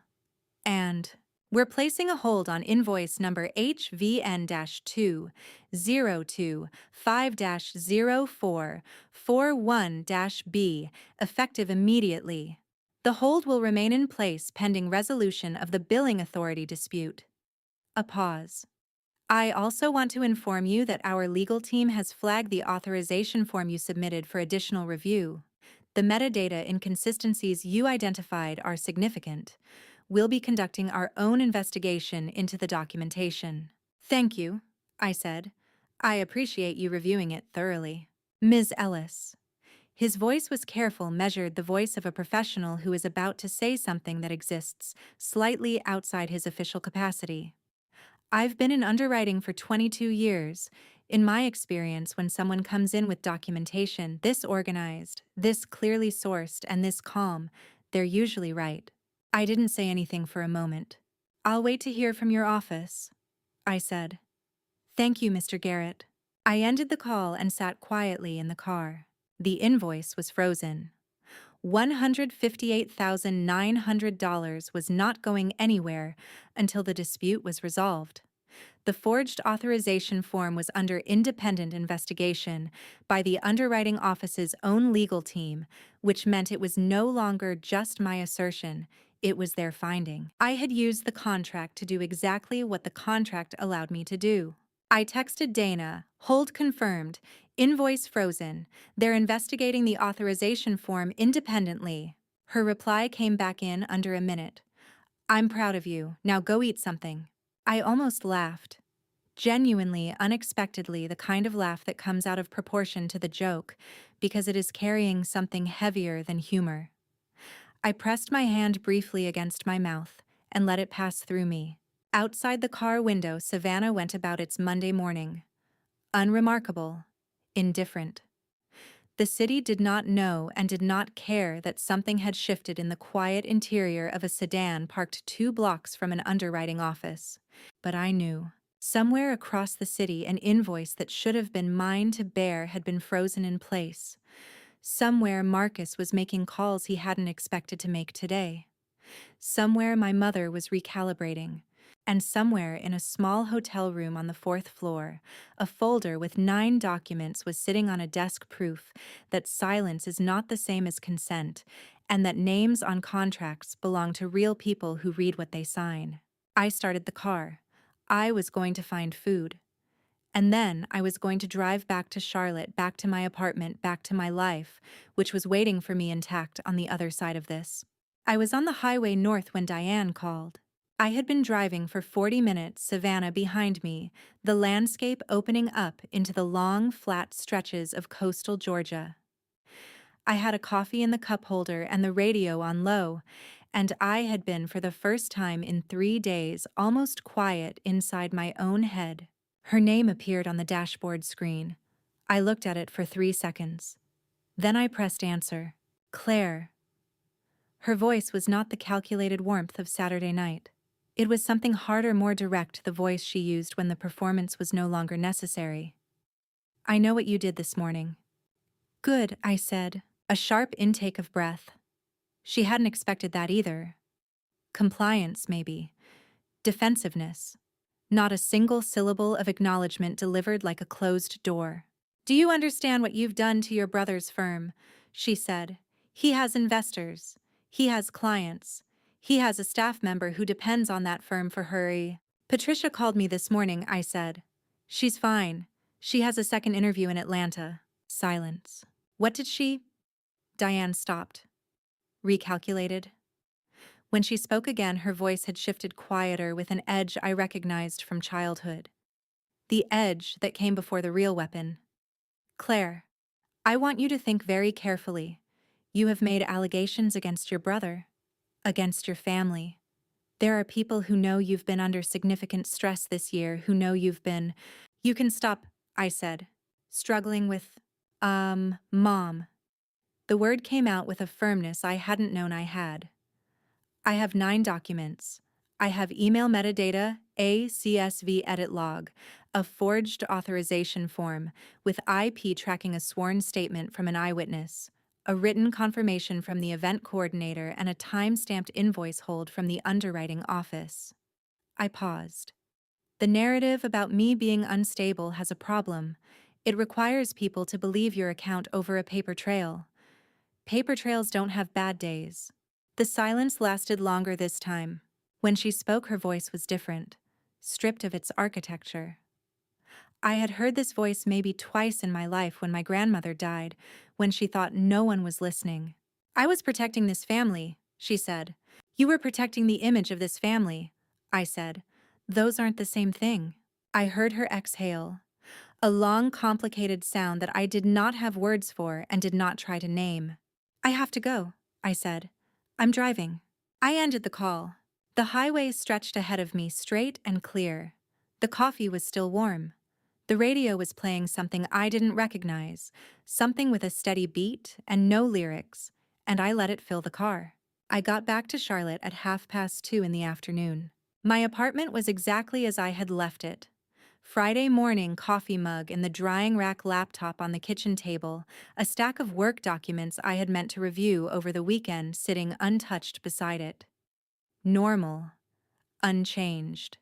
The apartment of a woman who had left for a gala and come back with something fundamentally different in her chest. I set my bag down and stood in the kitchen for a moment. My phone showed a text from Dana. "Checking in. How are you?" I typed back, "Home thinking." "About what?" I looked around the apartment. The coffee mug. The stack of papers. The lease renewal notice on my counter that I had been meaning to respond to for 2 weeks. My name on my own mailbox. My own door.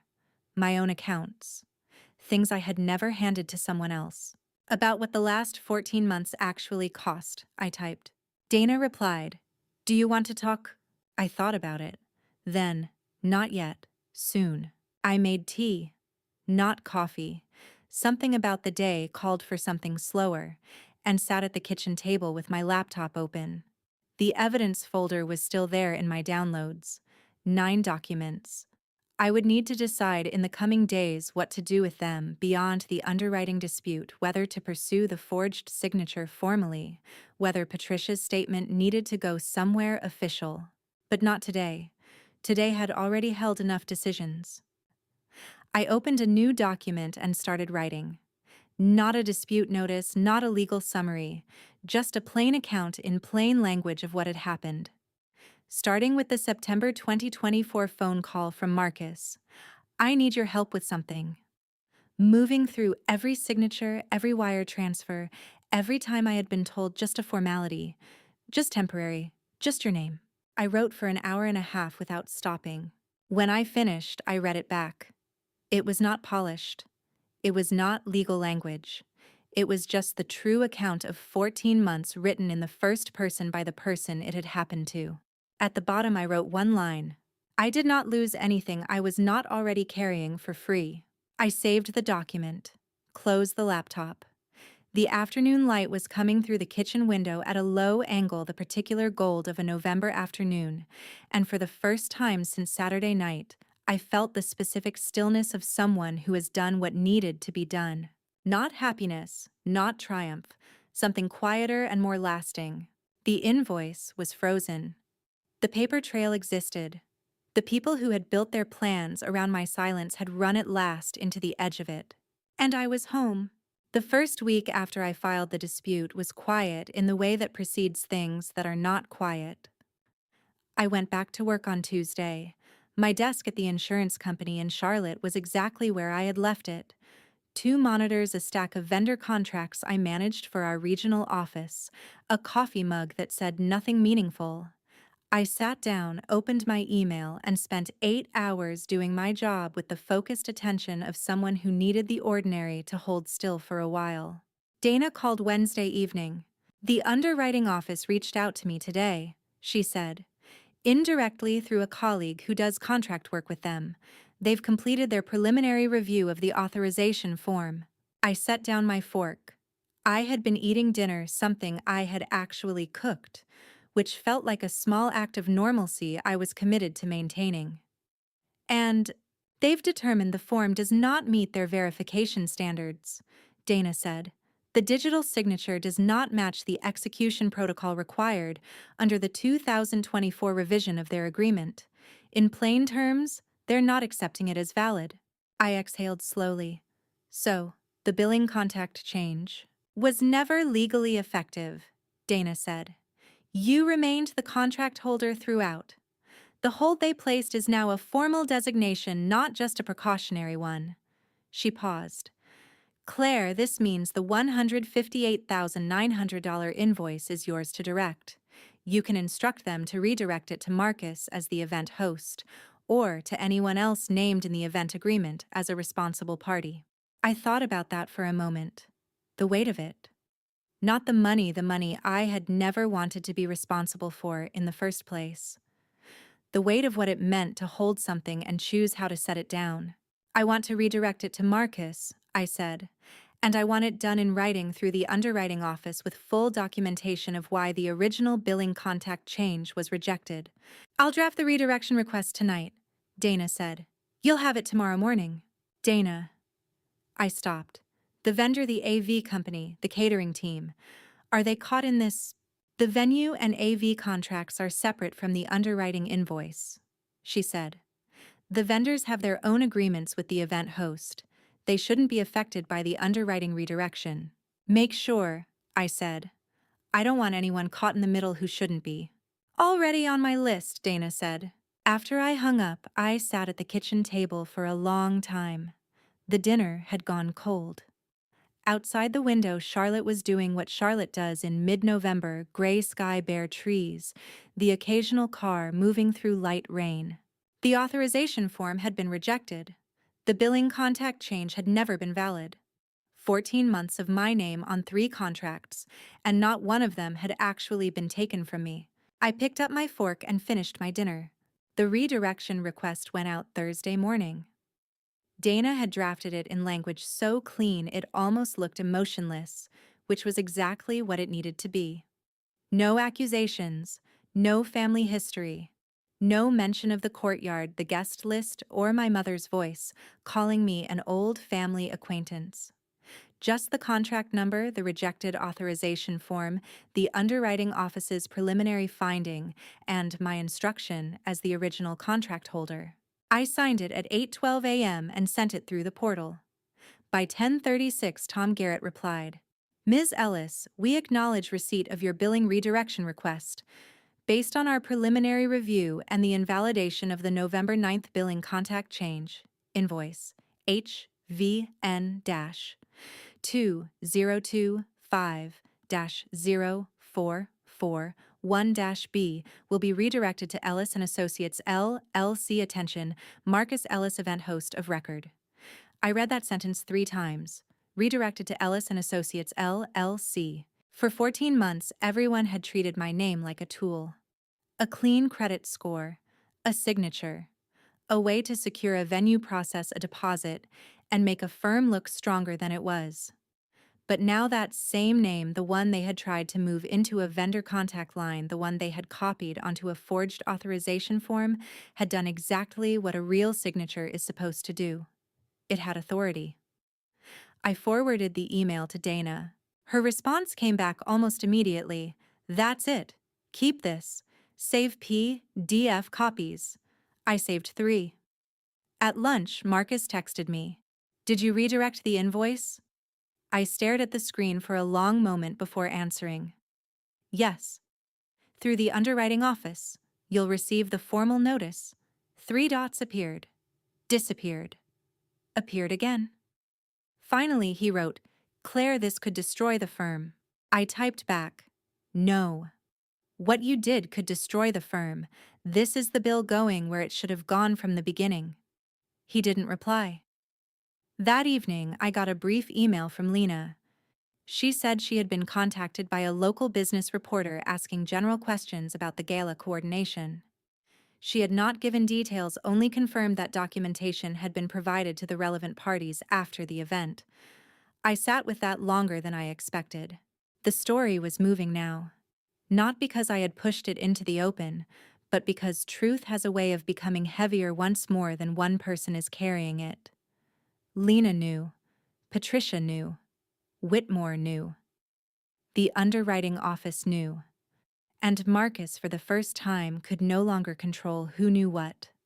That night, I slept better than I had in weeks. Not because the situation was over, because for once the weight was finally sitting in the right place. The Business Journal article ran the following Tuesday. I found out about it from Patricia, who texted me a link at 7 in the morning with no accompanying message, just the URL and a single period, the texting equivalent of brace yourself. The piece was not long.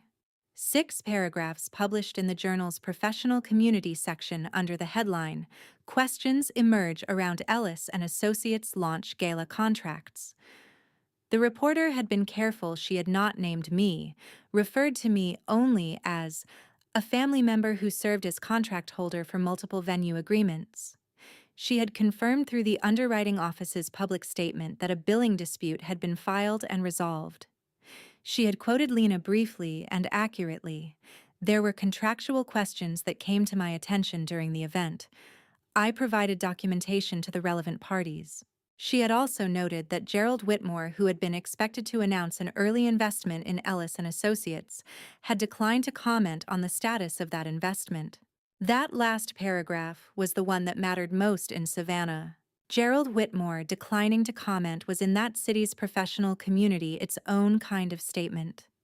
He was a man whose investments were public endorsements. His silence was a withdrawal. My phone rang while I was still reading. Whitmore. Ms. Ellis, he said, I wanted to let you know before you read it elsewhere I've decided not to move forward with the Ellis and Associates investment.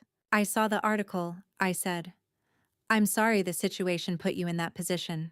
Don't be, he said. I put myself in it by not asking better questions earlier. A pause. I did some additional research after our conversation last Sunday. I found out your name was on the venue lease. I found out about the deposit. He stopped. You signed contracts that made that evening possible, and you were told at the door that you were an old family friend. Yes, I said. In 31 years, he said, I have never invested in a firm whose founder treats people that way, particularly people who trusted him. Another pause. I wanted to tell you that directly. I held the phone and looked out the window at the Charlotte morning. Thank you, I said. That means something. I hope things go better for you from here, he said. I suspect they will. After I hung up, I sat quietly for a moment. Not with satisfaction, I want to be honest about that. Whitmore withdrawing from the investment was not a victory I had pursued. It was a consequence I had not prevented because preventing it would have required me to absorb an injustice to protect the people who had committed it. I was done absorbing things that weren't mine to carry. Diane called that afternoon. I let it go to voicemail. She left 2 minutes and 14 seconds, which I knew because the voicemail counter told me before I decided whether to listen to it. I sat with the counter for a while. Then I pressed play.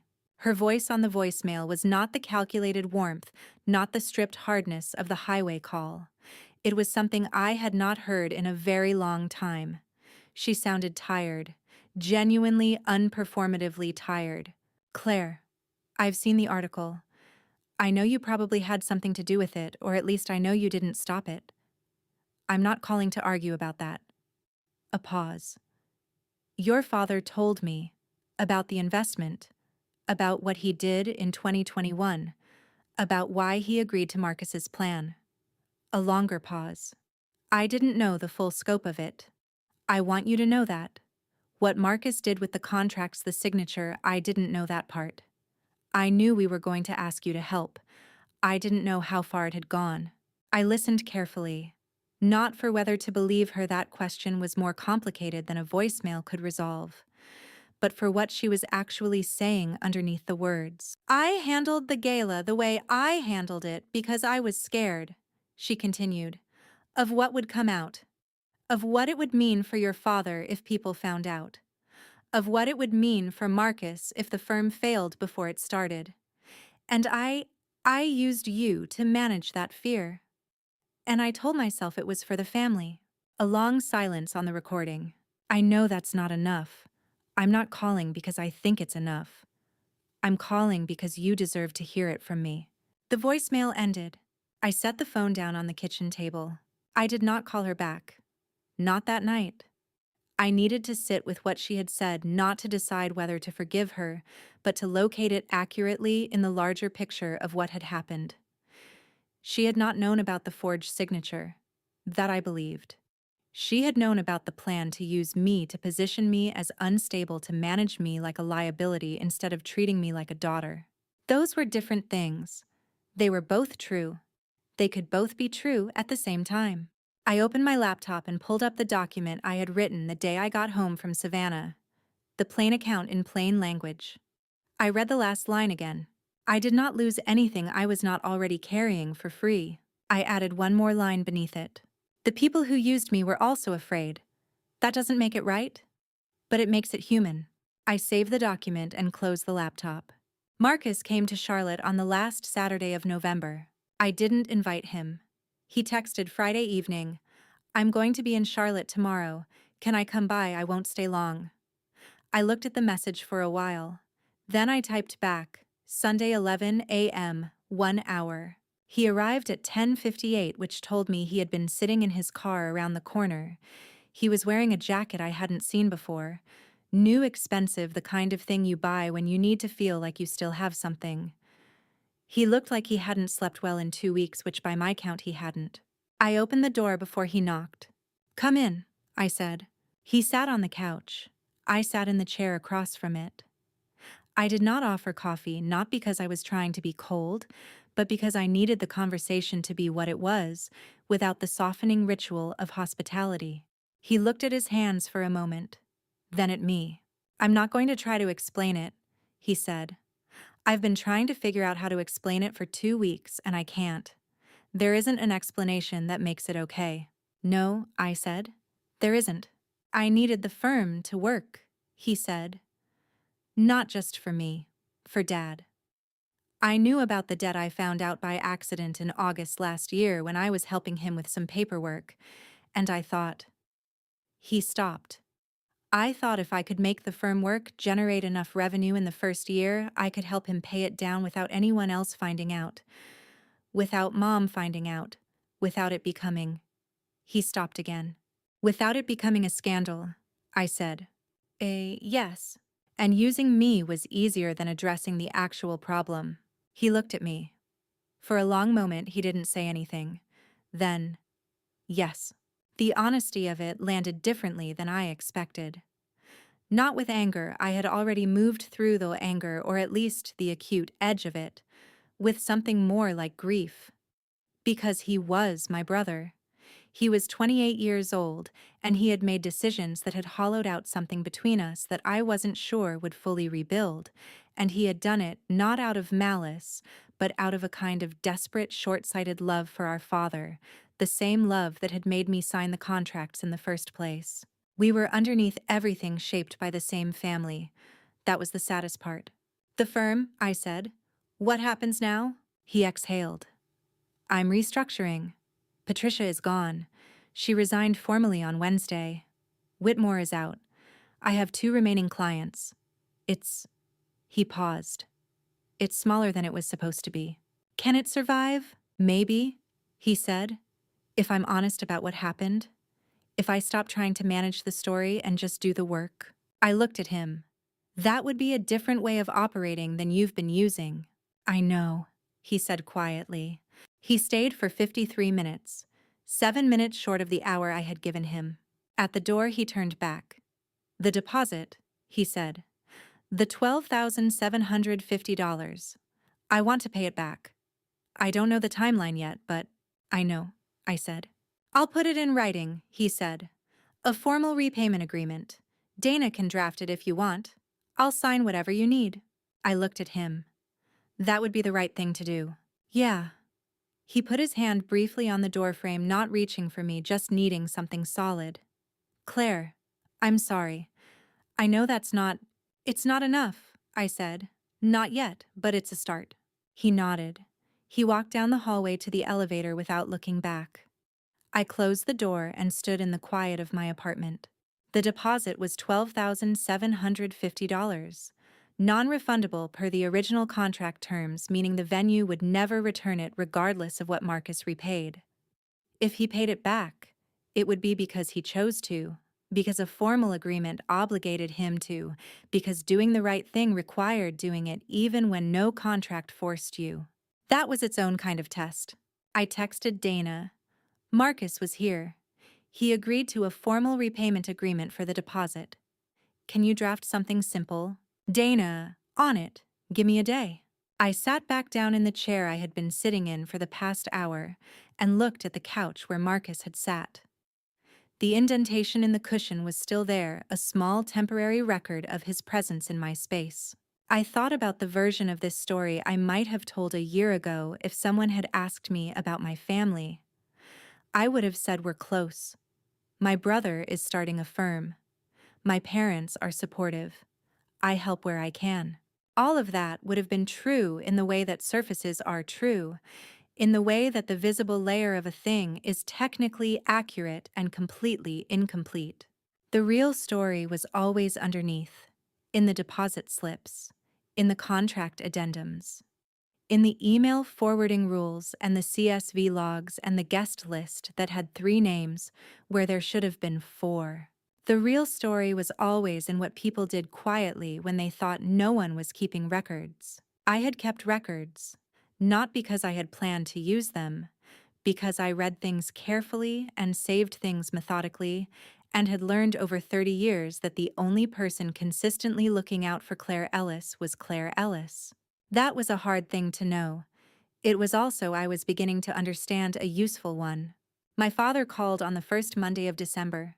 It was early 7:15 a.m., and I was still in the kitchen with my first coffee, still in the particular quiet of a morning that hadn't yet demanded anything from me. Claire. His voice was the same careful register as our Savannah call, but underneath it something had shifted. A loosening, maybe. The sound of a man who had been holding something very tightly and had recently, for better or worse, let go. Dad, I said. I told your mother, he said. Everything. The investment, the amount, the informal loan, what I agreed to with Marcus. A pause. I told her last Wednesday night. We were up until 2 in the morning. I held my coffee mug and said nothing. He didn't need me to fill the silence right now. She was angry, he said. Genuinely angry. Not the kind she performs the real kind. The kind that's quiet and stays. He exhaled. She didn't know about the signature. She didn't know Marcus had done that. When I told her, she left the room. She sat in the kitchen by herself for an hour. I thought about my mother sitting alone in her kitchen at midnight. The woman who had always needed to be in the room where things were managed alone, with the knowledge that the thing she had helped manage had gone further than she had known. How is she now? I asked. Adjusting, he said. It's a process. A pause. She asked me to tell you she called, and she asked me to tell you she meant what she said in the voicemail. I know she did, I said. I'm going to see someone, my father said. A counselor. I've been carrying this debt thing for 3 years and carrying it alone, and… He stopped. I should have addressed it honestly a long time ago. I know that. Yes, I said. You should have. I'm going to try to do better. He said it simply, without the inflation of a promise, just a statement of intention, modest and unadorned. I believe you, I said, and I did not with the uncomplicated trust of before, but with the more careful belief of someone who has learned to watch what people do over time. Claire. He paused. I'm sorry, for all of it. For letting Marcus use you and not stopping it. For calling it protecting the family when it was protecting myself. I know, Dad. We talked for a few more minutes, ordinary things, the kind of conversation families have when they are finding their way back to some version of the ordinary. The weather in Charlotte. Whether I had eaten well recently. Small questions that were really asking a larger one. After I hung up, I sat with my coffee and watched the December morning come through the window. It was not fixed. I want to be clear about that. A phone call at 7:15 on a Monday morning, however honest, does not repair 14 months of accumulated weight. But it was real. And real, I had learned, was rarer and more valuable than I had once believed it to be. The repayment agreement arrived in my inbox on December 4th. Dana had drafted it in 2 days, clean and unambiguous, a formal acknowledgement that Marcus Ellis owed Claire Ellis $12,750, representing the non-refundable deposit paid under contract reference HVN-202-5-0441 with a repayment schedule of 6 monthly installments beginning December 2026. No interest, no penalties, just the amount, the schedule, and 2 signature lines. Marcus signed it the same day I sent it to him. No negotiation, no counterproposal. He signed it and returned it within 3 hours, which told me something I filed quietly away. He had been waiting for it. He had been waiting for the structure of an obligation, something that converted his stated intention into a documented one. Maybe he needed it to be real the same way I needed everything to be documented. We had learned that from the same family after all. I signed my copy, sent it to Dana for filing, and made myself a cup of tea. The practical part of this was nearly over. The invoice had been redirected. The authorization form investigation was ongoing at the underwriting office. Tom Garrett had sent a brief update the previous week, indicating their legal team had referred the matter to their fraud compliance unit. What happened from there was outside my hands, and I had made my peace with that. I had given them the documentation. The rest was their process. What was not over, what I understood would take considerably longer, was everything underneath the practical. Patricia had sent me a message the week before from Atlanta, where her second interview had become a job offer. Starting January 5th, she had written, "Thank you for not pretending everything was fine when it wasn't." I had read that message 3 times. Not pretending everything was fine when it wasn't. It sounded simple. It had cost me 14 months and $12,750, and the particular grief of finding out that the people you love are capable of treating you as a resource rather than a person. But Patricia was going to Atlanta. Lena had told me in a text the previous week that she had been approached by 2 new clients for her event coordination business. The gala had been, despite everything, a visible piece of work, and people had noticed her professionalism under pressure. And Tom Garrett had called me personally to say that their underwriting team was implementing a new secondary verification step for all billing contact changes going forward. Small things, practical things. The kind of things that don't make the story neat, but make the world slightly less easy to manipulate. I finished my tea. Outside Charlotte in December was cold and clear, the kind of cold that has its own particular quality, not hostile, just honest. Everything stripped back to its actual shape. I had one more conversation I hadn't had yet. I met Diane for coffee on December 12th. She had asked in a text 2 weeks earlier if I would be willing to meet in person. I had sat with that request for 4 days before I replied. Not because I was punishing her, I genuinely needed the 4 days to understand what I wanted from the meeting, what I was willing to give, and where the line was between extending grace and extending myself past what I could honestly offer. I drove to Raleigh, which was halfway between Charlotte and where my parents lived. Neutral ground. Her suggestion, which I noted she had not asked me to come to her. She was already at the table when I arrived. No pearls this time, no performance of the burgundy dress. She was wearing a dark coat over a simple blouse, and she looked older than she had outside Hargrove Hall, or maybe I was seeing her more accurately now, with the same clarity I had found for everyone else in this story. "Thank you for coming," she said. "You drove halfway," I said. "So did I." I sat down. A server appeared, took our orders. And then it was just the 2 of us at a corner table in a cafe in Raleigh in the middle of a December Friday, with a conversation that had been waiting 30 years to be had in full. "I've been trying to figure out what to say," she started. "Then don't figure," I said. "Just say what's true." She looked at me for a moment. Something in her face shifted, the last residue of the managed expression released.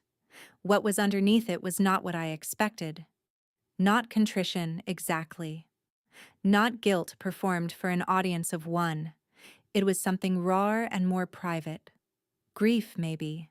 The particular grief of a woman who had organized her entire identity around controlling outcomes and had finally run out of outcomes to control. I was terrified, she said. For most of my marriage, I have been terrified of the thing your father carried. The bad investment, the informal debt. I didn't know the numbers. I knew there was something because money was tighter than it should have been at certain times, and he wouldn't talk about it. She looked at her cup. I learned very early on that the way to survive being afraid was to control everything I could. The image, the narrative, the way other people saw us. She paused. You. Yes, I said. Me. I made you useful, she said quietly. And I called it love. And I believed it was love because I didn't look at it carefully enough to know the difference. She looked up. That's not an excuse. I know that. No, I said. It's not. Is there anything I can do? She asked. Not in the way of someone offering to fix something, in the way of someone who understands the damage and is genuinely asking whether repair is possible without assuming the answer. I looked at her for a long time. Yes, I said. You can be honest with me from now on. Not managed, not curated, just honest. She nodded, once slowly. I can do that, she said. I believed her. Not completely. Not without reservation. Trust of that kind is rebuilt over years, not over coffee in December. But I believed she meant it. And meaning it was where it had to start. The week before Christmas, I did something I had been putting off for 2 years. I called a therapist. Her name was Dr. Sarah Okafor, and she came recommended by Dana, who had seen her briefly after her own difficult year, and described her as the kind of person who asks the question behind the question. I had looked up her website 3 times over the past 24 months and closed it each time without booking an appointment, because booking an appointment would have required me to admit that what I was carrying was heavy enough to need help with, and I had spent 30 years finding ways not to admit that. There is a particular kind of pride that masquerades as self-sufficiency. I had worn it so long it had stopped feeling like a choice and started feeling like skin. I did not go to people with my problems. I solved my problems, filed them, moved on. That was what capable people did. That was what I did. Except that somewhere between the Savannah courtyard and the Charlotte highway, and my kitchen table at midnight with a dispute notice on the screen, the armor had developed a crack I could no longer pretend wasn't there. And cracks, I had learned this year, do not seal themselves. They require attention. They require someone who knows what they are looking at. My first appointment was December 18th. A Thursday afternoon via video call from my kitchen table, the same table where I had drafted the dispute notice, eaten cold dinners, and written 41 days of a document I wasn't sure anyone would ever read. Dr. Okafor was in her early 40s, calm in the particular way that is not blankness but attention. The difference matters. Blankness is absence. Attention is presence directed at you, steady and unhurried, the kind that makes you feel located rather than observed. She let me speak for the first 20 minutes without interrupting. When I finished, when I had laid out the shape of the year, the contracts, the gala, the paper trail, the family, all of it, she was quiet for a moment. Not uncomfortable quiet, thinking quiet. Then she said, "When did you first learn that being useful was how you earned your place?" I opened my mouth to answer, and then I stopped. Because the answer was not the obvious one. It was not Marcus's phone call in September 2024. It was not the bad investment in 2021. It was not even the years of tightened finances that had taught me to stop asking for things that cost money and start finding ways to compensate instead. It was earlier, much earlier. I was 9 years old. My parents had been arguing quietly in the kitchen, the kind of argument that adults have when they don't want children to hear, but do not have the energy to move to a different room. I had come downstairs for a glass of water and stood in the hallway and heard my father say, with a particular exhaustion in his voice, that I had never heard before and would never entirely forget. I just need someone to handle this. He hadn't been talking to me. He hadn't even known I was there. But I had heard it. And I had gone back upstairs, and I had lain in my bed in the dark, and I had thought I can handle things. If I handle things, it will be okay. If I am the one who handles things, nobody has to sound like that again. I had been handling things ever since. 21 years of it. Quietly, reliably, without being asked twice. I had built an entire identity on the foundation of that one sentence overheard at 9 years old in a hallway never intended for me. I was 9, I said. Dr. Okafor nodded. Not with surprise, with recognition. The particular recognition of someone who has heard this before in different words from different people and understands exactly what it costs.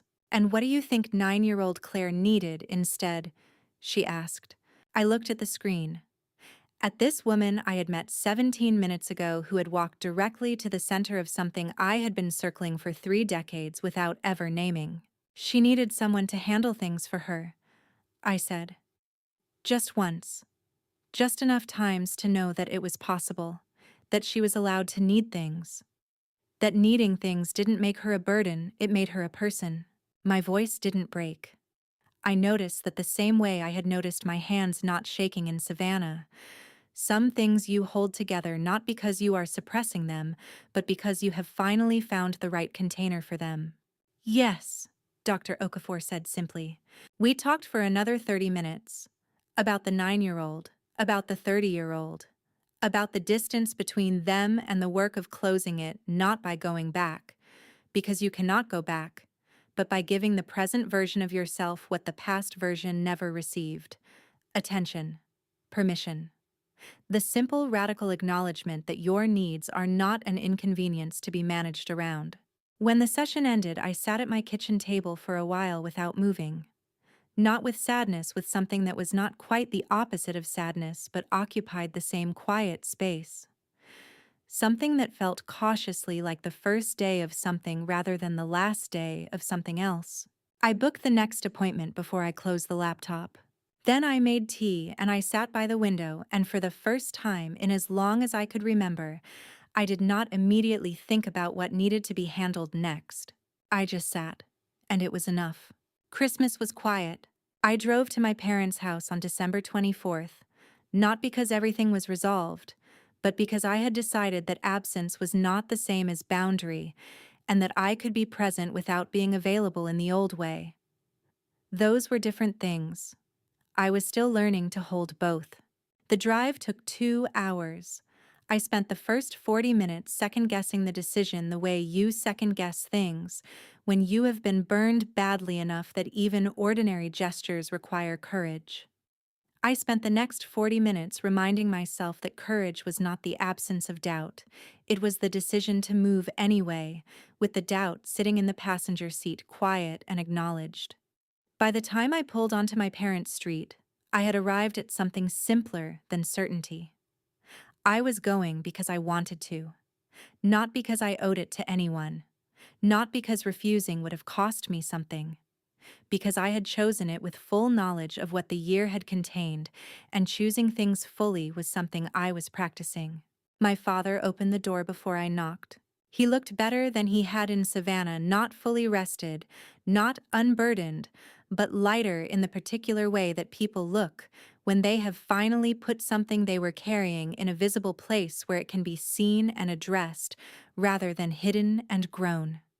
There is a specific kind of exhaustion that comes from secrecy. I recognized it because I had worn my own version of it for 14 months. When it lifts, even partially, the face changes. The eyes sit differently. He looked like a man who had recently been reintroduced to the experience of telling the truth and found it harder and less catastrophic than he had feared. Claire. He hugged me. A real hug, both arms full contact, the kind that lasts 3 seconds longer than the performative version. Not the brief side embrace that had been our default for years, the hug that said, "I acknowledge your presence," without saying anything else. This one said something else. I let it land. Marcus was not there. He had called my parents the week before to say he would be spending Christmas with a college friend in Atlanta, which may have been true, or may have been a way of giving everyone a year to breathe before attempting a full family gathering. I did not ask which. Either way, it was the right call. Some spaces need time before they can hold everyone at once. A table with too many unresolved things at it can collapse under the weight of trying to appear normal. Marcus understood that at least. It was, I thought, the most considerate decision he had made in this entire story. Diane had set the table with the good dishes, which was not unusual for Christmas, but she had also, for the first time I could remember, left the television off during dinner. No background noise, no news anchor filling the gaps, no carefully managed soundtrack to smooth over the silences before they could become something that required sitting with. Just the four of us, my parents, me, and my father's sister, who had driven up from Wilmington, a woman in her late 60s, who had always said exactly what she thought, and whom I had always privately admired for it. We sat with actual conversation, actual pauses, actual eye contact. The kind of dinner where people are present in the room rather than performing presence while being elsewhere entirely. Somewhere between the main course and the bread basket, my mother said something. She said it quietly, without preamble, in the tone of someone who has rehearsed a thing enough times that they have finally stopped rehearsing and just said it.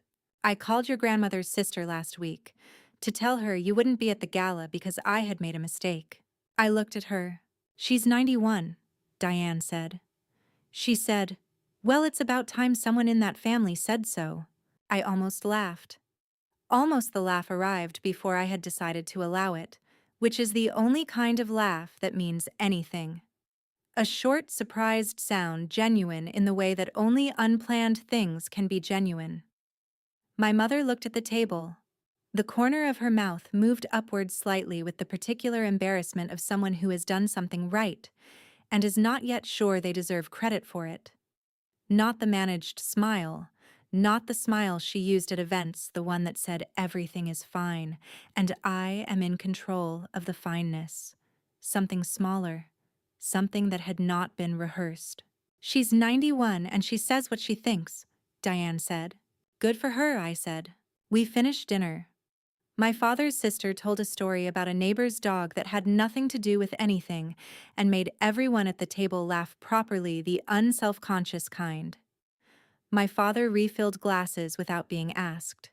Diane passed things before anyone reached for them, not in the anxious managing way, but in the way of someone who is simply paying attention to the people around her. It was not a fixed Christmas. I want to be honest about that. The table was the same table, the dishes were the same dishes, and underneath everything the year still existed with all its weight, the deposit, the contracts, the forged signature, the invoice, the article, the voicemail, all of it still real and still unresolved in the ways that take years rather than weeks. No single dinner undoes 14 months. I knew that. I was not asking it to, but something in the room was different. A quality of attention that had not been there before. The sense that the people at this table were actually seeing each other, not the version of each other they needed to see, not the role each person had been assigned and was expected to perform, but the actual people. Tired, imperfect trying. That was not nothing. That was in fact everything. I drove back to Charlotte on December 26th. The highway was quiet, the particular emptiness of the day after Christmas when the world is digesting everything the previous weeks had asked of it. I had the radio off. I didn't need noise. I had enough inside my own head, and for the first time in a long while, what was inside my head was not something I was managing or suppressing or routing around. It was just thought. Clear, unhurried mine. I had made a list on a notepad in my kitchen the night before Christmas Eve. Not a resolution list, those always felt like negotiations with a future self who did not yet exist. Just a list of things that were true that I was going to act on in the new year that was 3 days away. First, I was going to find an apartment in Charlotte that had my name on the lease. Only my name. A place I chose for myself, not in relation to anyone else's timeline or needs. Second, I was going to increase my contribution to my own investment account by 15%. I had been saying I would do this for 2 years. I was going to do it in January. Third, I was going to continue seeing Dr. Okafor weekly for at least 6 months, then reassess. This was not negotiable with myself. Fourth, I was going to stop co-signing things for people who had not asked me as a partner, but as a utility. This did not require a dramatic announcement. It required only the word "no" deployed without apology when the situation called for it. And fifth, the one I had thought about the longest, the one I had written last and stared at for several minutes before I was sure it belonged on the list. I was going to let myself be known. Not useful. Known. By Dana, who already knew most of me. By Dr. Okafor, who is in the business of helping people locate themselves. By whoever else earned it over time slowly with evidence the way I had learned to trust everything that mattered through documentation and demonstrated consistency. I merged onto the interstate and watched the city of Charlotte appear on the horizon skyline, low against the December sky, familiar and unspectacular, and entirely mine in the way that a place becomes yours when you have chosen it, rather than arrived at it by default. The $12,750 was not coming back from the venue. That was fixed. Non-refundable. The first of Marcus's repayment installments would arrive in January, and what I did with that money was not yet decided. I had time. But what I had lost that could not be documented in a spreadsheet, the 14 months of believing that being useful enough would eventually become being loved, that I was in the process of grieving properly. Not performing grief. Not rushing through it to arrive at resolution, grieving it the way it deserved, honestly, at a reasonable pace with a trained professional and a cup of tea, and all the time it needed. I took the exit toward my apartment. My name was on the door. My name was on the mailbox. My name was on the lease. For now, that was enough. And soon, it would be more. On December 28th, I signed a lease. Not co-signed. Not signed on behalf of. Not signed as a favor or a formality, or because my credit score made me the most convenient name in the room. I signed it because I had chosen the apartment on the 4th floor of a building 12 minutes from my office, with a window in the kitchen that faced east and caught the morning light at an angle that made the whole room feel like it was being paid attention to. The leasing agent, a young woman named Brooke, who had shown me 3 units and let me take my time in each one without filling the silence, slid the signature page across the desk and said, "This one's just yours, right? No co-applicants." "Just mine," I said. I signed my name. Claire A. Ellis. The same name that had appeared on a venue lease, an AV equipment deposit, an underwriting agreement, and a guest list from which it had been quietly removed. The same name that had appeared on a forged authorization form in a signature that almost looked like mine, but wasn't. This time the name was unambiguous. This time the ink meant exactly what it said. Brooke handed me the keys, 2 of them on a plain ring, and said, "Congratulations. It's yours." I held the keys in my palm for a moment. I thought about the embossed invitation I had held outside Hargrove Hall 6 weeks ago. Cream paper gold lettering, heavier than I expected. I had held it like proof of something, like it could get me into a room I had helped build. It had not. These keys were lighter. Plain metal, no lettering, nothing embossed. They did not need to be proof of anything. They simply opened a door that was mine to open. I put them in my pocket and thanked Brooke and walked out into the December afternoon. The city was quiet in the way it gets between Christmas and New Year. Everyone slightly suspended, waiting for the calendar to turn, as if the number changing meant something had actually shifted. For me this year it had.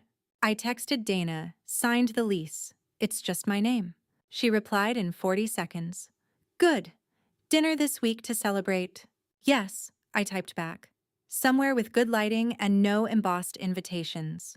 Her reply was a string of laughing emojis followed by, "You're going to be okay, Claire."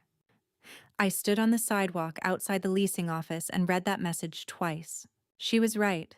I was going to be okay. Not in the way people say it when they mean this will pass and you'll forget it, but in the way that is true when you have walked through something that tested the actual load-bearing structures of who you are and found that they held. I was going to be okay because I had been paying attention, because I had read the contracts, because I had kept the emails and the CSV files and the badge logs and the metadata, not because I planned to need them, but because I was the kind of person who kept records of things that mattered. Because when the ground dropped out, I had not fallen through it. I had found the floor. New Year's Eve, I stayed in. Dana had invited me to a party, a small one, her colleagues and their partners, the kind of gathering that is more dinner than celebration. I had almost said yes. Then I had said honestly that I wanted to be home. She had understood without requiring an explanation, which was one of the reasons she was the person I trusted most in the world. I made dinner from scratch, something I had been meaning to do for months, a recipe I had bookmarked and never gotten to, because there had always been something more urgent. There was always something more urgent. I was learning that more urgent is sometimes a story we tell ourselves to avoid doing the thing that is simply for us. I ate at the kitchen table with the window open, slightly cold enough to need a sweater, but I wanted the air. I wanted the city to be present. Charlotte on December 31st was its own particular self-fireworks. Somewhere in the middle distance car horns, someone in the building playing music through a wall. After dinner, I opened my laptop and pulled up the document I had been writing since I got back from Savannah. The plane account. 41 days of it now, from September 24th, 2024 to December 28th, 2025. I read it from the beginning, which I had not done since I first wrote it. It was long. It was not polished. It was written in the voice of someone finding out things as they wrote them, which is sometimes the only honest way to write anything. At the bottom, I added a final entry.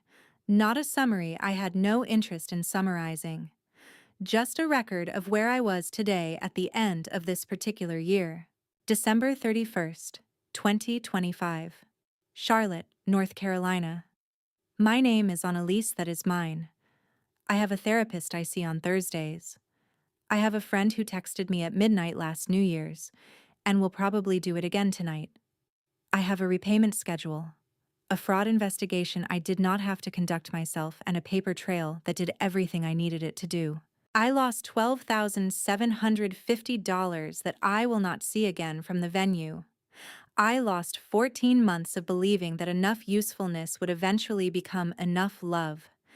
I lost the version of my family I had been carrying in my head since I was 9 years old, the version where everything was held together by my reliability and my willingness to never cost anything.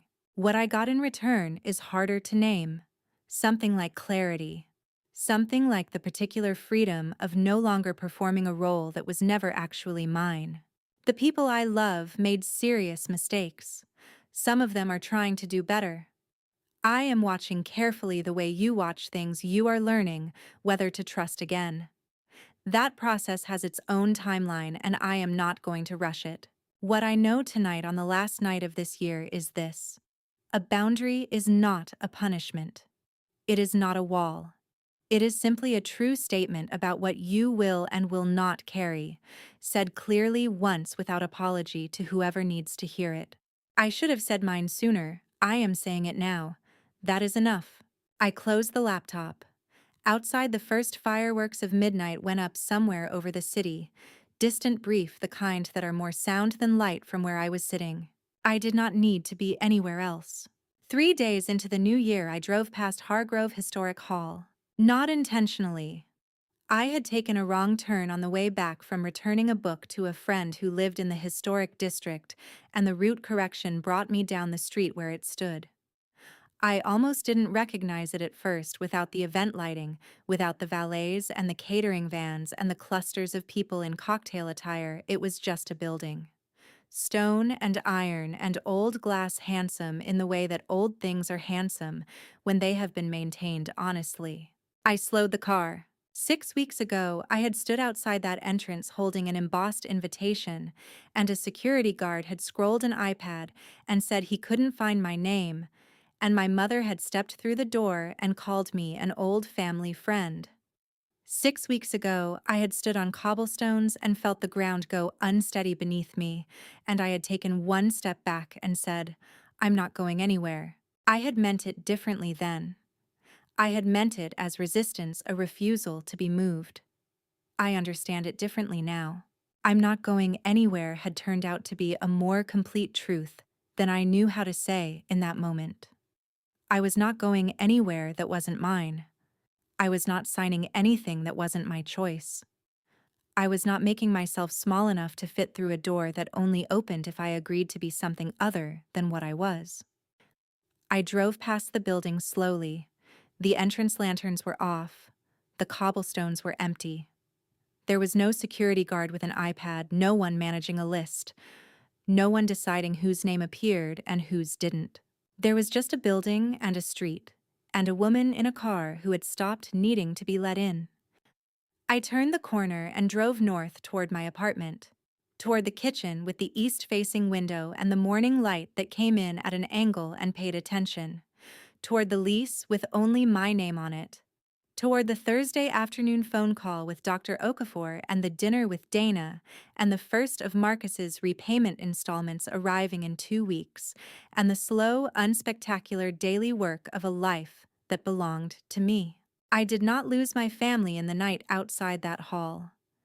I had believed for a few days afterward that I might, but what I lost was something more specific, and in some ways more significant, the role I had been playing for 30 years, the one where I was indispensable and invisible in equal measure, the one where I paid for rooms I was not allowed to enter. That role is finished. The door I walk through now I do not need permission to open. I chose it, I signed for it, my name is on it, and I am not going anywhere. People ask me, was it worth it? Losing the deposit. Losing the version of my family I had spent 30 years constructing in my head. Losing the belief that if I gave enough, signed enough, carried enough, I would finally be chosen. Here is what I know now: the most dangerous thing I ever did was confuse being needed with being loved. I made myself so useful so quietly, so completely, that I forgot to ask whether any of it was actually my choice. And by the time I remembered, I was standing outside a door I had paid to build, holding an invitation no one intended to honor. Don't do what I did. Don't wait until a forged signature and a frozen invoice teach you what a simple conversation should have taught you years earlier. Don't sign for rooms you aren't allowed to enter. The cost of saying yes to the wrong things is always higher than you expect. It just bills you later in a currency harder to count than money. I'm not a perfect person. I made my own mistakes in this story too. But somewhere in that Savannah courtyard, I was handed a clarity I hadn't earned and couldn't have manufactured on my own. I believe that was God quietly placing the right document in front of me at the right moment, the way grace sometimes does. A boundary is not a punishment. It is simply the truest sentence you will ever say about yourself. If any part of this story felt familiar, leave a comment. Tell me where it landed. Share it with someone who needs to hear it. And if you haven't subscribed yet, stay close, the stories ahead will go even deeper. Thank you for being here until the very last word. It means more than I can say. A note: some upcoming stories include fictional elements built to carry something true. If that's not for you, no judgment. But if you're staying, I'm glad.